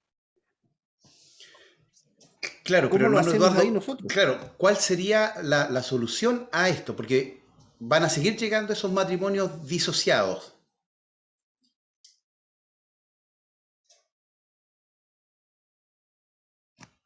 ¿Aló? No sé si me escucha, hermano, Sí, es hermano Eduardo. que Entonces, sí, eso es lo que yo le estoy preguntando. ¿Cómo hacemos nosotros eso para ordenarlo?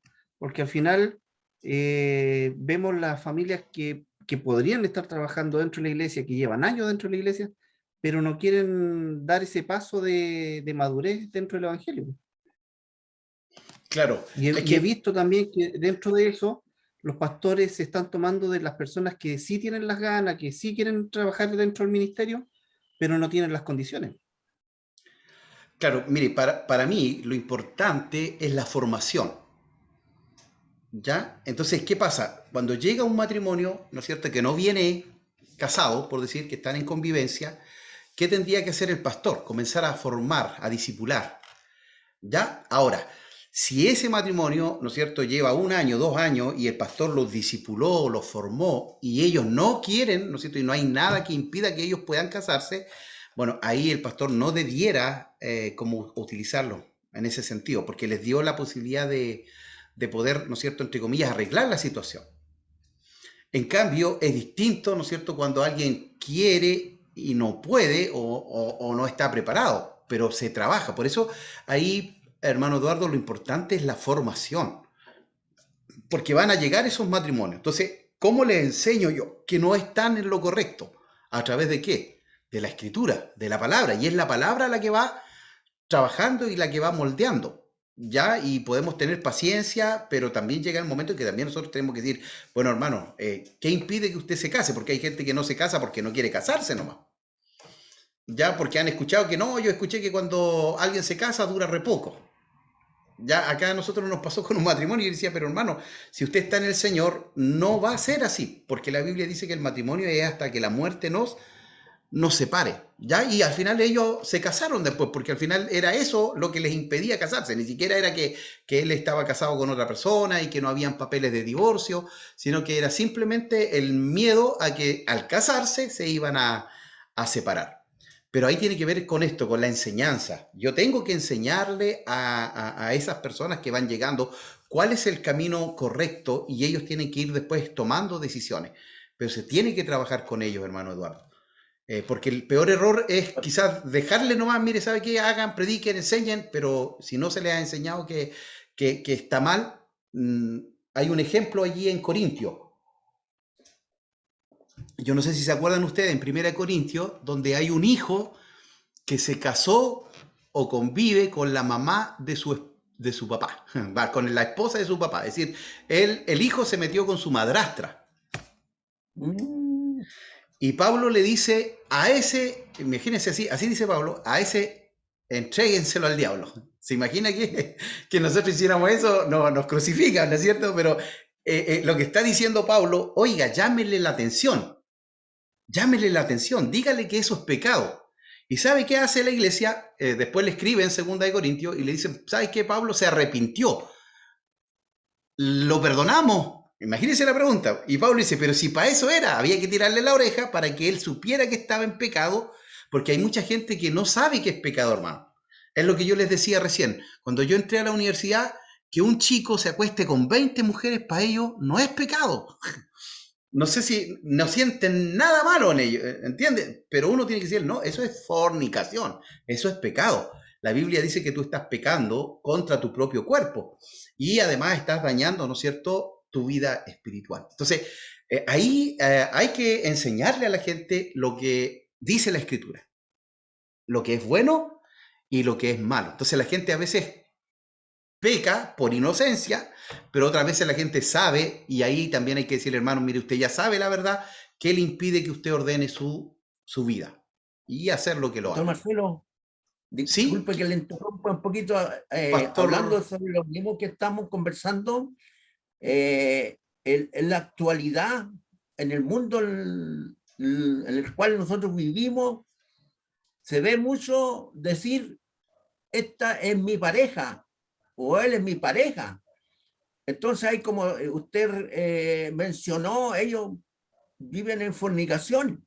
Entonces la gravedad sería que en la iglesia hubiera gente así, que dijera, no, esta es mi pareja. Entonces, como está tan moderna, está tan actual, está tan, qué sé yo, tan moderno ese término, que se puede caer en esa ambigüedad. Claro, yo creo que eso es lo que hace referencia nuestro hermano Eduardo, de que, hermano, esto está llegando a la iglesia. Ahora, la iglesia tiene que usar la palabra para enseñar, ¿ya? Entonces, ¿cuál es una de las falencias que tiene la iglesia? El discipulado, la formación. ¿Ya? ¿Por qué? Porque es la palabra la que va transformando, la que va cambiando. Entonces, si yo disipulo, si yo formo, ¿no es cierto? La persona que llega, ¿no es cierto? Quizás con un segundo matrimonio o en concubinato, al leer la escritura, ¿no es cierto? Va a ir, entendiendo, tengo que ordenar mi vida. Sí, ¿no es cierto? En este caso, mire, yo conocí el caso de una persona que convivía con otra y la esposa no podía tener hijos, ¿ya? Entonces, ellos se habían separado, divorciado, separado formalmente, después se casaron formalmente, pero aún así la iglesia no les permitía activar a ellos, porque eran segundas nupcias de ambos. Y ella era estéril, no podía tener hijos. Entonces, ¿qué pasó? Que Dios les da un hijo. Entonces, como que ahí recién la iglesia entendió que Dios había perdonado, ¿no es cierto?, entre comillas, el error de ellos, que realmente ellos se habían convertido y ahora habían ordenado su vida. Porque a veces también nosotros nos ponemos a veces muy extremos, decir, no, esta persona nunca va a poder activar porque viene de este concepto. Ahora, mire hermano, el tema del matrimonio igual es un tema muy, entre comillas, hay que saber bien, ¿no es cierto?, cuáles fueron las causas de la separación, quién fue el culpable. Cada caso es independiente, ¿sí? Nosotros no podemos decir, mire, no, esta es la pauta para todos, sino que hay que saber qué pasó, cuáles son, ¿no es cierto?, o por qué se produjo esta separación, por qué ahora está con esta otra persona.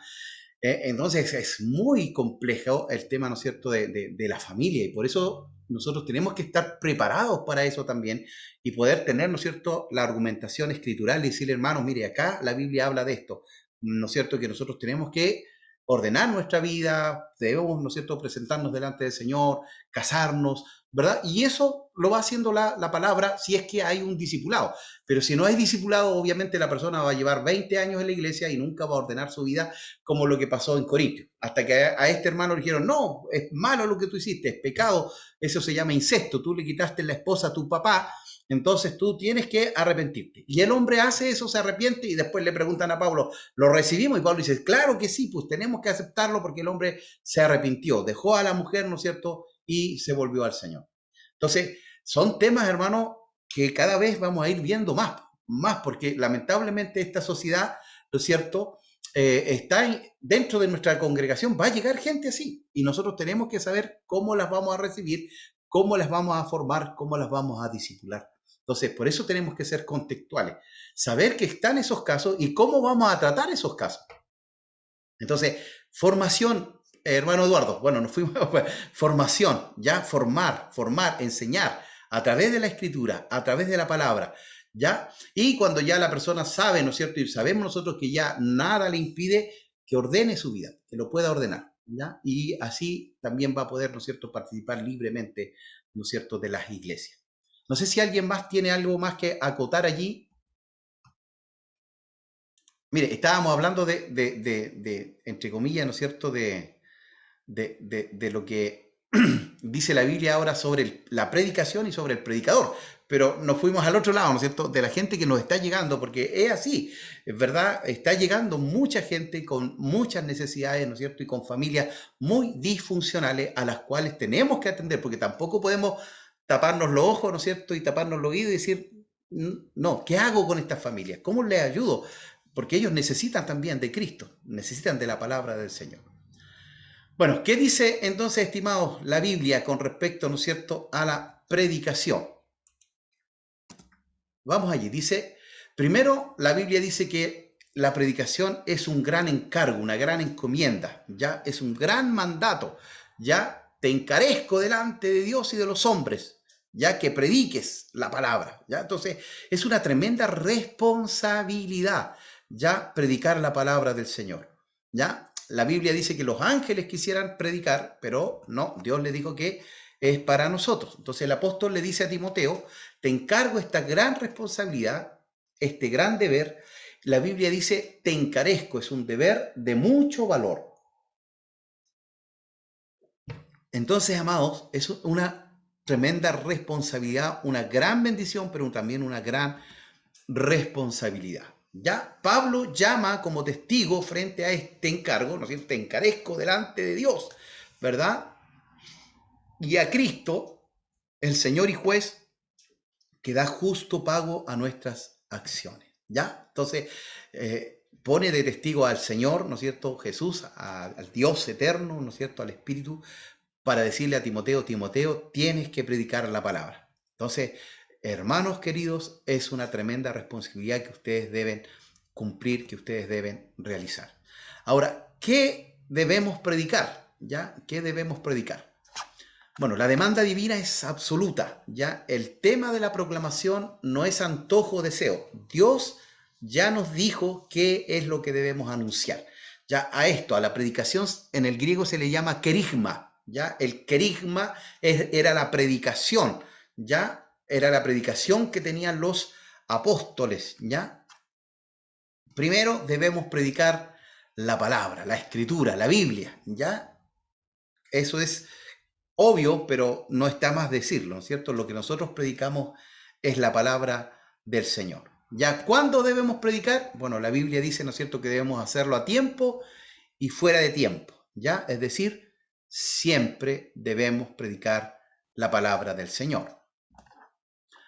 No solamente en los púlpitos, ya mire, esto es interesante, sino que también en el bus, en la fila del banco.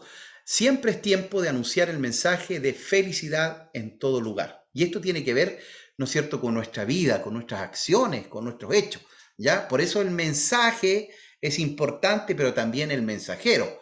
Es decir, la calidad de vida que estoy llevando, ¿ya? ¿Soy un buen cristiano o no? ¿Tengo buen testimonio o no tengo buen testimonio? ¿Ya? Eso es importante también. Ahora, ¿cómo predicamos? Bueno, primero convence, ¿ya? Redarguye, ¿verdad? Después dice reprende, ya la palabra redarguye, ¿no es cierto? Es la que nos hace un llamado de atención, ¿verdad? Nos dice, mira, estás equivocando el camino, pero también nos confronta, ya nos reprende, ya. Por eso es importante, ¿verdad? Utilizar la escritura, ¿no es cierto? Completamente, ya. La palabra de Dios también nos confronta, Pastor, ¿sí? una consulta, mire, a mí una vez me dijeron que la predicación era para el gentil y la exhortación era para la iglesia. Y nosotros usamos la predicación como título cuando lo hacemos desde el púlpito. ¿Es tan así? Es que la predicación, en realidad, hermano Eduardo, en el original, el querigma es el mensaje hacia la misma iglesia. Y el evangelio ya tiene que ver con el gentil, con el que no conoce al Señor. Entonces, bueno, desconozco ahí quién le haya señalado eso, pero la predicación tiene que ver como para, por eso cuando veamos ahí, usted va a ver en el manual que hay mensajes que son, ¿no es cierto?, motivacionales, que son, ¿no es cierto?, confrontacionales, pero tienen que están como todos dirigidos en su 90% a la iglesia. Y hay un mensaje que es evangelístico que tiene que ver para la gente que no es creyente, que no es cristiana.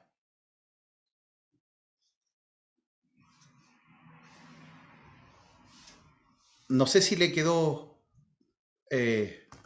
claro, Sí, hermano. pastor, gracias. No lo interrumpo más. No, no se preocupe, estamos para eso, así que interrumpan no, ¿ya? Entonces, por eso igual convence, confronta, ya aconseja, ya que tiene que ver con esto, con la exhortación, ¿ya? Entonces, la prédica tiene muchas aristas, ¿no es cierto? Y por eso es un arte predicar, ¿ya? Es un arte predicar. Ahora, ¿por qué debemos predicar? Mire, primero hay falsas doctrinas, ya hay falsas enseñanzas. Entonces nosotros tenemos que enseñar la verdad, enseñar la escritura, ¿no es cierto? La doctrina adecuada. Hay falsos maestros, aparte de que hay falsas doctrinas, también hay falsos maestros, ¿no es cierto? Y nosotros debemos enseñar, nosotros debemos predicar la verdad de Dios. También hay muchas fábulas. Mire, a veces la iglesia o la gente conoce más de las fábulas que de la Biblia, ¿ya? Entonces, la manzana que se comió Adán y Eva, la Biblia no dice que fue una manzana, dice que fue un fruto, ¿no es cierto? La ballena que se tragó a Jonás, la Biblia no dice que fue una ballena, dice que fue un gran pez. Entonces, a veces nosotros repetimos, ¿no es cierto?, cosas, y por eso es tan importante, ¿no es cierto?, que prediquemos la escritura, ¿no es cierto?, completa, ¿ya? Toda la escritura es inspirada por Dios. Ahora, algunos conceptos que ustedes ya lo tenían igual ahí en el material, eso no lo vamos a ver porque está en el material, así que usted lo va a leer con más calma, ¿no es cierto?, lo que es la homilética, los principios para establecer, ¿no es cierto?, una buena predicación. Ya la predicación tiene que ver con este querigma, con este mensaje que nosotros entregamos a la iglesia. Sermón, mire, antes se usaba mucho la palabra sermón, pero el original de sermón es como un llamado de atención, es como tirar la oreja, y no siempre la predicación es un llamado de atención. A veces, ¿no es cierto?, nos exhorta, nos anima, nos motiva, ¿ya? Pero también otras veces nos llama la atención, ¿ya? Y por último, ¿no es cierto?, también el evangelio, que son las buenas nuevas, las buenas noticias, y esas tienen que ver nomás con la gente que no conoce al Señor, ¿no es cierto?, para que pueda recibir este mensaje de salvación. Ahora, todo esto son distintos, son diferentes, no son lo mismo, no son sinónimos. Por eso también cuando usted testifica, usted no está predicando, ¿ya? Testificar es cuando yo cuento mi testimonio, lo que Dios hizo conmigo, ¿ya? Siempre para mí la predicación tiene que ir acompañada con un texto bíblico, con un pasaje de la Escritura. Cuando es testificar, yo cuento mi vida, mi historia, ¿no es cierto? Pero mi historia, mi vida, no cambia a nadie, sino que, claro, sí, Dios hizo un milagro, ¿no es cierto?, transformó mi corazón, pero lo que cambia el corazón de la persona es la palabra de Dios, ¿ya? Entonces, testificar también podemos hacerlo, ¿ya? Pero no es predicar. Testificar es contar, ¿no es cierto?, lo que Dios hizo en mi vida, ¿ya? Pero todo eso está ahí en su material, ¿ya? Para que usted lo pueda ir leyendo ya y, ¿no es cierto?, pueda ir resumiendo allí la instrucción, ¿no es cierto?, de esa tarea que vamos a tener.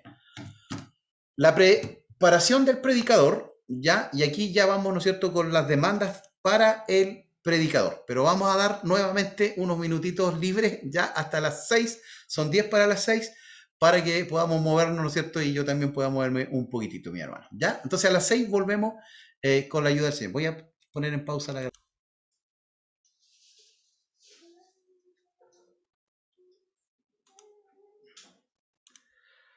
Estábamos en la preparación del predicador, ¿ya? Y bueno, acá tenemos, ¿no es cierto?, lo que dice 1 Corintios, capítulo 2, verso 4. Ni mi palabra, ni mi predicación fue con palabras persuasivas de humana sabiduría, sino con demostración del Espíritu y de poder. Y aquí vemos, ¿no es cierto?, lo que comentábamos en algún momento, es decir, la vida espiritual, ¿no es cierto?, del predicador es muy importante, ¿ya? Es muy importante para que sea un mensaje, ¿no es cierto?, con gracia, con unción, con poder y con autoridad. Entonces el apóstol Pablo lo señalaba ahí, ¿no es cierto?, y decía que no era solamente, ¿no es cierto?, su predicación palabras huecas, vacías, sino que había autoridad, ¿no es cierto?, y también el Señor Jesús cuando enseñaba y predicaba también lo hacía con esa misma autoridad. Entonces es muy importante, ¿no es cierto?, la vida espiritual que nosotros tenemos, estimados hermanos, ya buscar al Señor, nuestro devocional diario, nuestra lectura, nuestro hábito, ¿no es cierto?, de leer la palabra, siempre, siempre, siempre debemos estar leyendo la Escritura, ¿verdad? Y también, ¿no es cierto?, lo que nos comentaba ahí nuestro hermano y pastor Héctor, ¿no es cierto?, que también no solo la Biblia, sino que también el diario, ¿no es cierto?, y ver lo que está pasando también a nuestro alrededor para tener también un mensaje, ¿no es cierto?, que sea contextual. Se me fue para atrás este.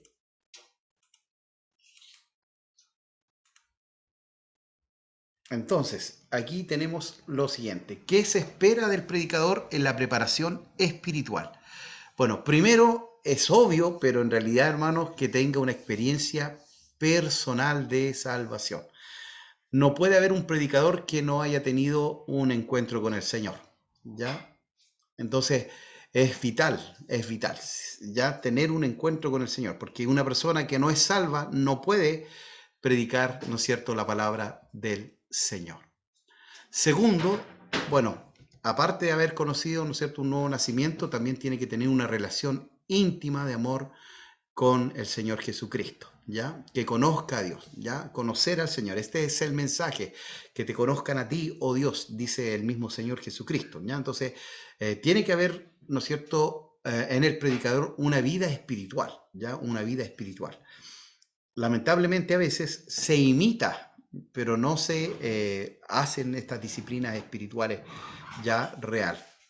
Que tenga la unción y el poder impartido por el Espíritu Santo. Bueno, nosotros somos una iglesia pentecostal, creemos, ¿no es cierto?, en los dones del Espíritu y creemos también, ¿no es cierto?, que el Espíritu Santo pone una gracia especial sobre nuestras vidas, ¿verdad? Y que nos da una capacidad que viene de parte de Él, ¿no es cierto?, a través de su Espíritu Santo, ¿ya?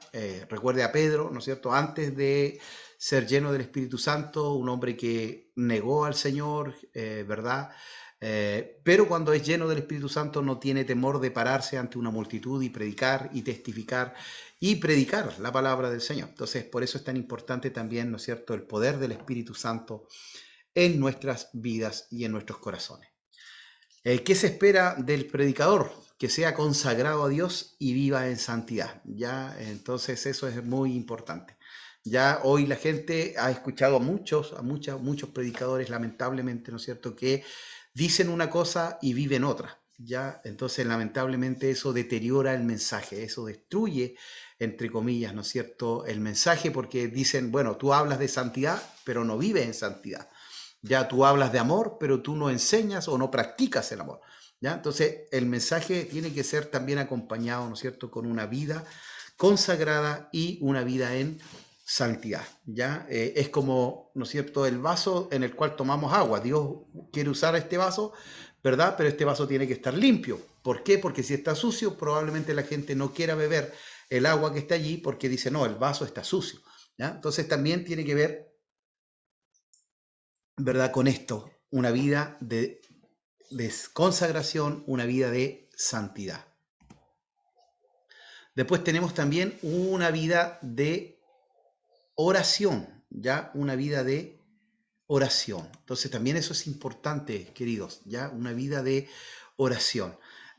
¿Por qué? Porque así nos evitamos lo que decíamos, que se nos cambie el mensaje a última hora. ¿Por qué? Porque si estamos en oración y en comunión con Dios, Dios nos va a dar la palabra adecuada, indicada, la que necesita la iglesia para ese momento, porque a Dios nada lo pilla de sorpresa. Recuerde que Dios es omnisciente, omnipresente y omnipotente, ¿sí? Todo lo sabe.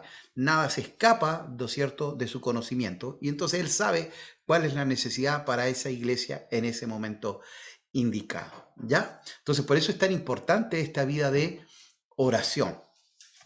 Lamentablemente, ¿no es cierto?, hoy, ¿no es cierto?, también hay un deterioro en las disciplinas espirituales. Ya el hecho de ir a la iglesia, de congregarnos, ha bajado mucho la asistencia, los estudios bíblicos, los tiempos de oración. Lamentablemente, ¿no es cierto?, eso está dañando la espiritualidad de la iglesia. También, ¿no es cierto?, que tenga un buen testimonio, ¿ya? Tener un buen testimonio. Y obviamente que crea que la Biblia, ¿no es cierto?, crea que la Biblia es la palabra de Dios, ya no solo que contiene la palabra de Dios, sino que también él cree, ¿no es cierto?, que la palabra, ¿no es cierto?, es la palabra de Dios, ¿ya? Entonces aquí nos vamos a detener un poquitito, porque hay corrientes también, estimados hermanos, que hoy atacan a la Escritura, ¿ya? Hay un movimiento ya que se llama, bueno, la crítica textual. La crítica textual fue una ciencia que ayudó en algún momento, ¿verdad?, no solo a la Biblia, sino que a distintos libros, ¿no es cierto?, seculares y de historia, para ver, ¿no es cierto?, cuándo se habían escrito, quién lo había escrito, y a quién se lo había escrito, ¿ya? Entonces, la crítica textual ayudó por un lado, pero también por otro lado, ¿no es cierto?, la crítica textual atacó a los autores de la escritura y también a parte de la escritura. Entonces, en el año 1800, ¿no es cierto?, con todo este tema de lo racional, ¿no es cierto?, comenzó esto de que no, la Biblia no es la palabra de Dios, contiene la palabra de Dios, pero no es la palabra de Dios. Entonces, hay cosas que son palabra de Dios y hay otras que no son palabra de Dios. Entonces, ¿qué pasa? Que ahí usted puede cuestionar qué es de Dios y qué no es de Dios, ya qué es palabra de Dios, qué no es palabra de Dios.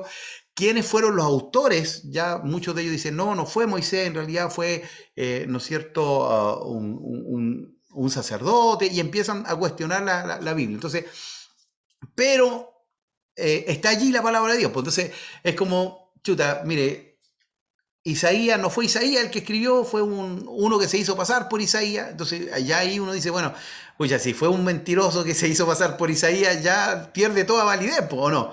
Entonces ellos dicen, no, pero es que sigue siendo la palabra de Dios. Entonces ahí hay que tener mucho cuidado. Ya ellos, bueno, en realidad porque nosotros teníamos la copia de la copia de la copia de la copia, ellos decían que nuestra Biblia estaba llena de errores. Ya ahora, cuando se descubren los rollos del Mar Muerto, por eso son tan importantes los rollos del Mar Muerto, que los vimos, me parece, cuando vimos Panorama del Nuevo Testamento, son tan relevantes. ¿Por qué? Porque cuando se descubren estos rollos se encuentran manuscritos muy cercanos al original, ya, porque nosotros tenemos, ¿no es cierto?, la Reina Valera, ¿no es cierto?, Casiodoro de Reina y Cipriano de Valera usan, ¿no es cierto?, el manuscrito de Rotterdam, que es 900 después de Cristo. Ya es un manuscrito de 900 después de Cristo, es decir, desde el último libro, que probablemente fue el de Apocalipsis, año 100, habían pasado 800 años. Entonces, ¿qué decía la crítica textual? Su Biblia en la copia está llena de errores.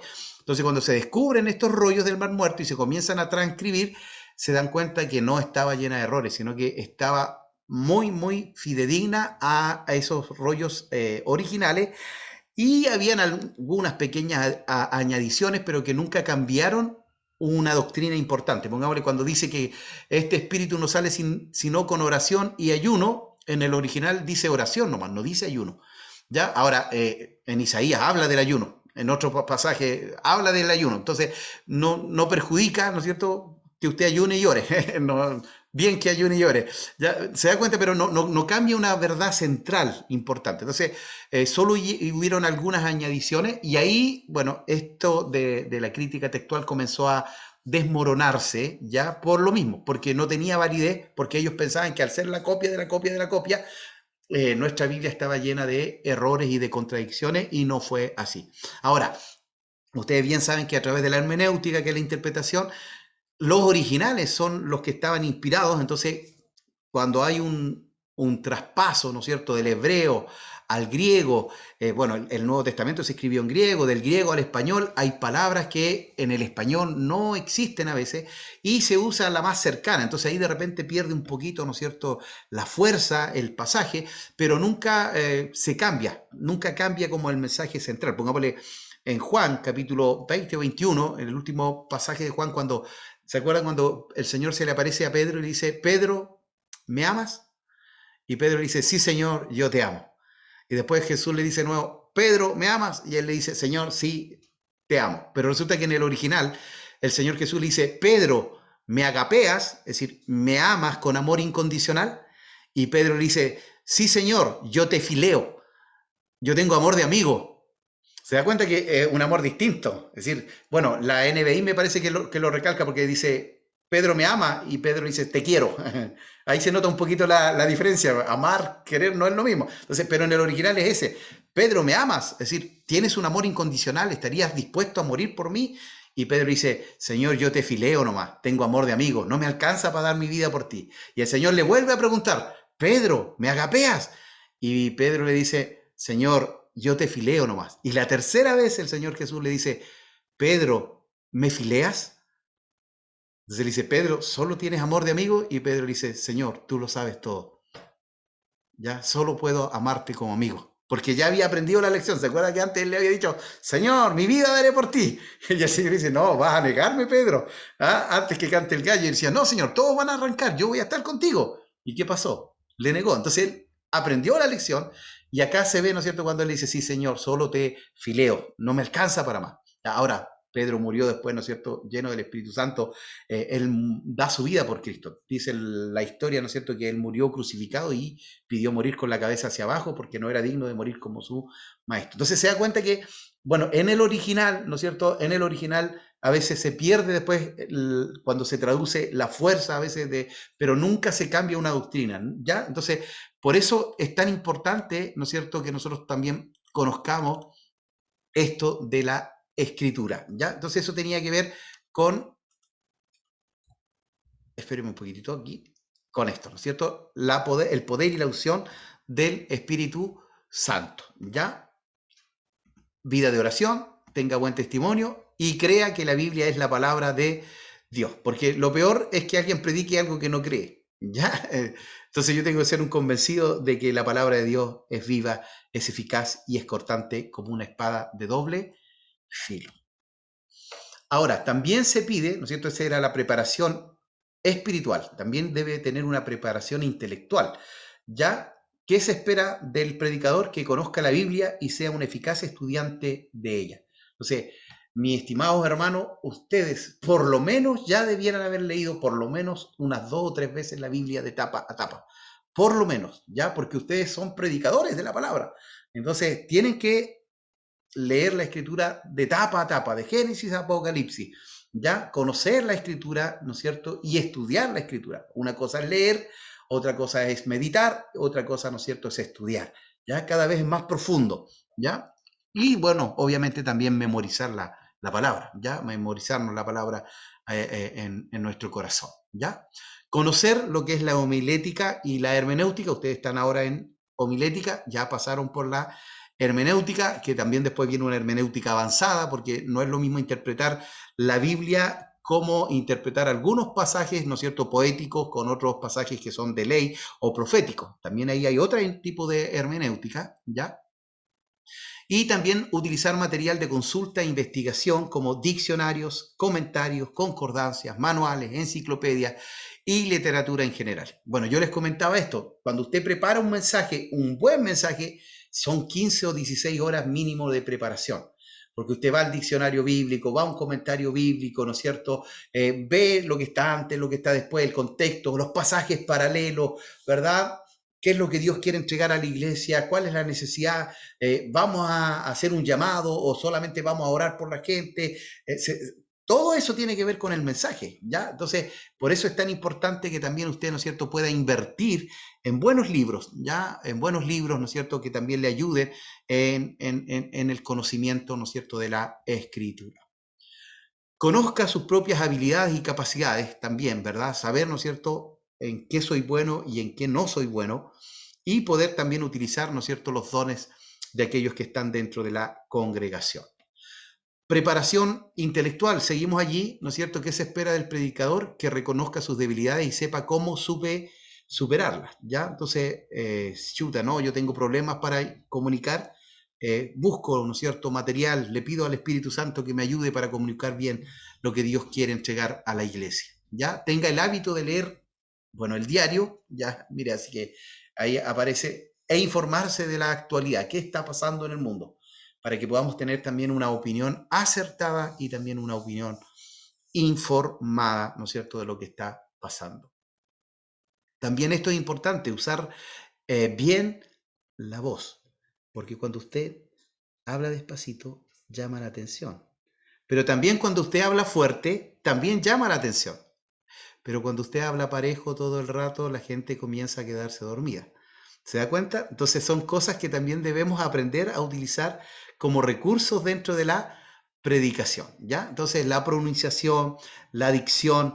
Bueno, yo acá tengo varios, ¿cómo se dice?, críticos en el buen sentido de la palabra, ¿ya? Es decir, pongámosle, mi hijo me dice, papá, hoy día estuvo buena tu prédica, pero pasó esto.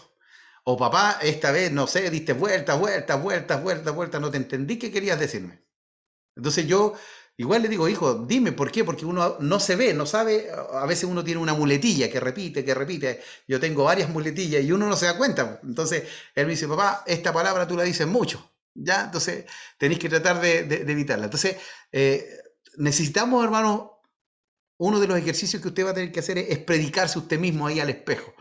Y ahí se va a dar cuenta de muletillas o cosas que usted hace que no se da cuenta, porque uno como no se está mirando, ¿no es cierto?, las realiza, y a veces son cosas que van dañando a la predicación. Entonces, queridos hermanos, íbamos aquí, ¿no es cierto?, en que podamos hacer buen uso de la dicción igual, ¿verdad? Nosotros, hermanos, somos, entre comillas, voy a decirlo así, no con arrogancia, figuras públicas.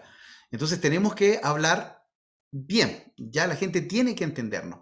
Y mire, yo le voy a enseñar algo importante. Cuando usted predique, usted tiene que predicar como para un niño, ¿ya? Que si un niño le entiende, usted quédese feliz, porque si un niño le entendió su mensaje, todos los hermanos le entendieron.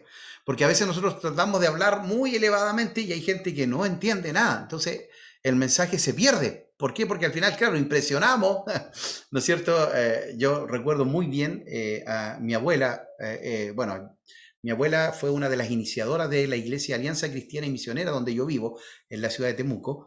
Y a ella le hicieron un homenaje a mi abuela en la iglesia, en la congregación de la Alianza, porque ella había sido de las iniciadoras, pero de mi abuela, mi mamá era la única cristiana de mi abuela. Mi otro tío, porque mi abuela antes había sido católica y se convirtió al evangelio, entonces le hicieron un reconocimiento e invitaron a todos los hijos. Entonces yo dije, qué bueno, aquí el predicador tiene que mandarse un mensaje evangelístico para que mis tíos conozcan al Señor.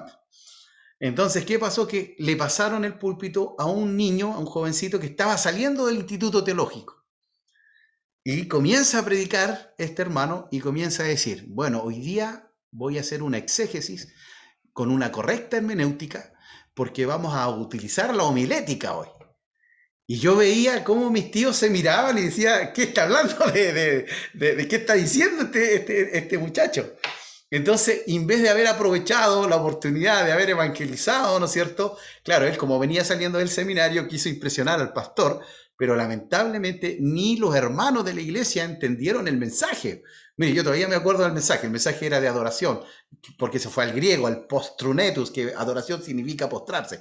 Pero una persona nueva no entendió nada. Entonces, hermano, ahí tenemos que ser sensibles a lo que Dios quiere, ¿no es cierto? Y para quién es la predicación. Ahí el pastor Héctor me mandaba el otro día una fotito, ¿no es cierto?, de un mensaje evangelístico, y pasó gente, si es evangelístico, tiene que ser evangelístico, y qué bueno, hermano, que hayan pasado ahí, ¿no es cierto?, personas que recibieron al Señor en su corazón, ¿ya? Porque a veces queremos impresionar, y no, Jesucristo nunca quiso impresionar a nadie. Siempre su lenguaje, se da cuenta, era un lenguaje ameno y un lenguaje que todos conocían. La ilustración incluso la sacaba de aquellos que estaban ahí alrededor, ya paisajes que estaban allí, ¿no es cierto? Cosas que estaban en el ambiente para utilizarla. Entonces nosotros también ya tenemos que tener una buena dicción, también saber, ¿no es cierto?, que tenemos que hablar claro, ya que tenemos que hablar claro, ¿ya? Así que voy a seguir compartiendo aquí. Entonces, haga buen uso de su voz, ya, también eso es importante, podemos nosotros, ¿verdad?, jugar con el tono de la voz, un poco más suave, un poco más fuerte, eso también va llamando la atención, que no sea, ¿no es cierto?, parejo, porque eso también hace que la gente, ¿no es cierto?, se distraiga. Bueno, conozca los elementos básicos de las relaciones humanas y ética ministerial. Mire, ya... qué tremendo que el predicador tenga que conocer ética.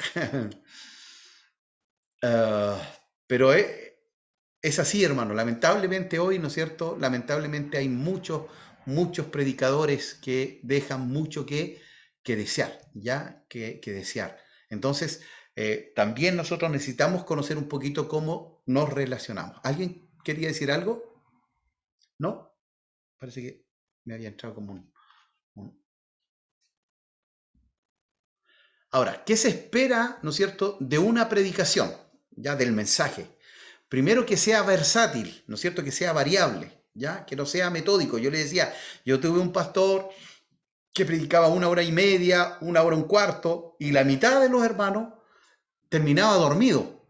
Entonces, la predicación no es para hacer dormir a la gente, ¿no es cierto? Es para despertar a la gente, ¿no es cierto? Para que la gente escuche el mensaje y se vaya con ese mensaje. Y que ojalá esa persona, ¿no es cierto?, la siguiente semana se acuerde del mensaje que usted entregó, ¿ya? Porque hay gente que igual, si usted le pregunta de qué prediqué, a veces no tienen idea de qué les predicó su pastor, ¿ya? Primero, entonces, que sea variable, que sea transversal. Nosotros le predicamos a todo nuestro auditorio. Entonces, por eso también es importante. ¿Quiénes son los que van a nuestra congregación? ¿Son solo adultos? ¿O hay niños también? ¿Hay jóvenes? Entonces, la predicación tiene que ser transversal, tiene que tocar a todos los rangos etarios, de todas las edades y también de todas las clases sociales, ¿ya? Tiene que tener un propósito, ¿sí? ¿Para qué estoy predicando? ¿Ya? ¿Cuál es el propósito de esta predicación? ¿Ya? Tiene que ser evangelística, como lo hizo el pastor Héctor. Bueno, si es evangelística es para gente nueva, para que reciban el mensaje de salvación. O es para exhortar a los hermanos, para animarles porque están pasando por momentos difíciles, ¿se da cuenta? Entonces, tiene que haber un propósito, ¿ya? Entonces, decía por allí, ¿no es cierto?, un almirante: señores, si alguna vez emprenden algo, decidan desde el principio cuál es su objetivo final. Una vez que lo han determinado, nunca saquen sus ojos de encima, ¿ya? Entonces, ¿por qué? Cuando usted tiene un propósito, ¿no es cierto?, determinado, va a ir hacia ese punto fijo, ¿no es cierto?, y le va a ayudar, ¿ya? Bueno, los romanos en sus clases de oratoria decían: tened claro lo que queréis, que el cómo saldrá solo. Si yo sé lo que quiero decir, ¿no es cierto?, voy a poder decirlo de forma clara, ¿ya?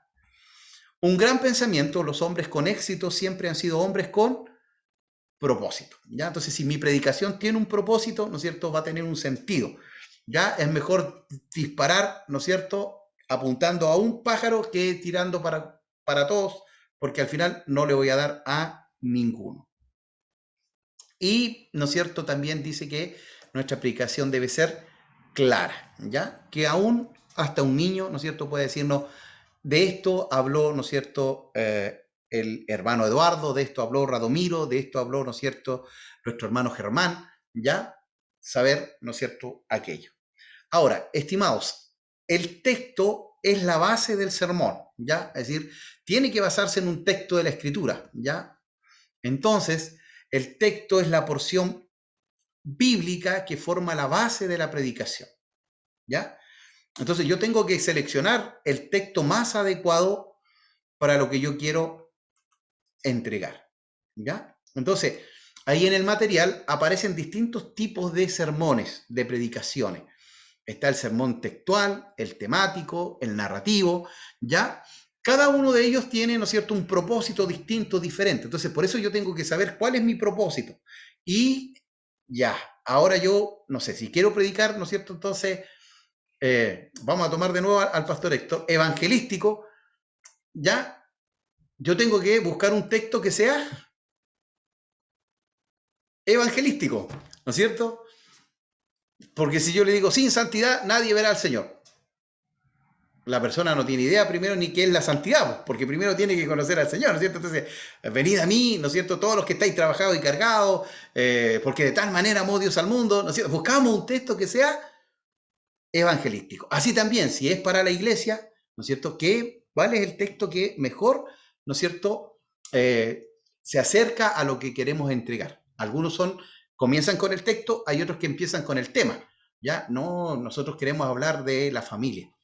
Entonces ahí empiezo a buscar texto yo con respecto a la familia, ¿ya? Entonces hay distintas maneras de hacer nuestros bosquejos, ¿ya? ¿Se da cuenta? Y eso todo, hermano, lo va a tener usted lo tiene en su material. Por eso es importante que en estas 2 semanitas que no vamos a tener clase, ustedes lean y hay varias tareas allí, ¿no es cierto?, que ustedes tienen que ir rellenando. Entonces, pongámosle, dice, este pasaje es un texto, por decir, para evangelismo o para la iglesia. Entonces usted va a tener que poner, no, este es para evangelismo.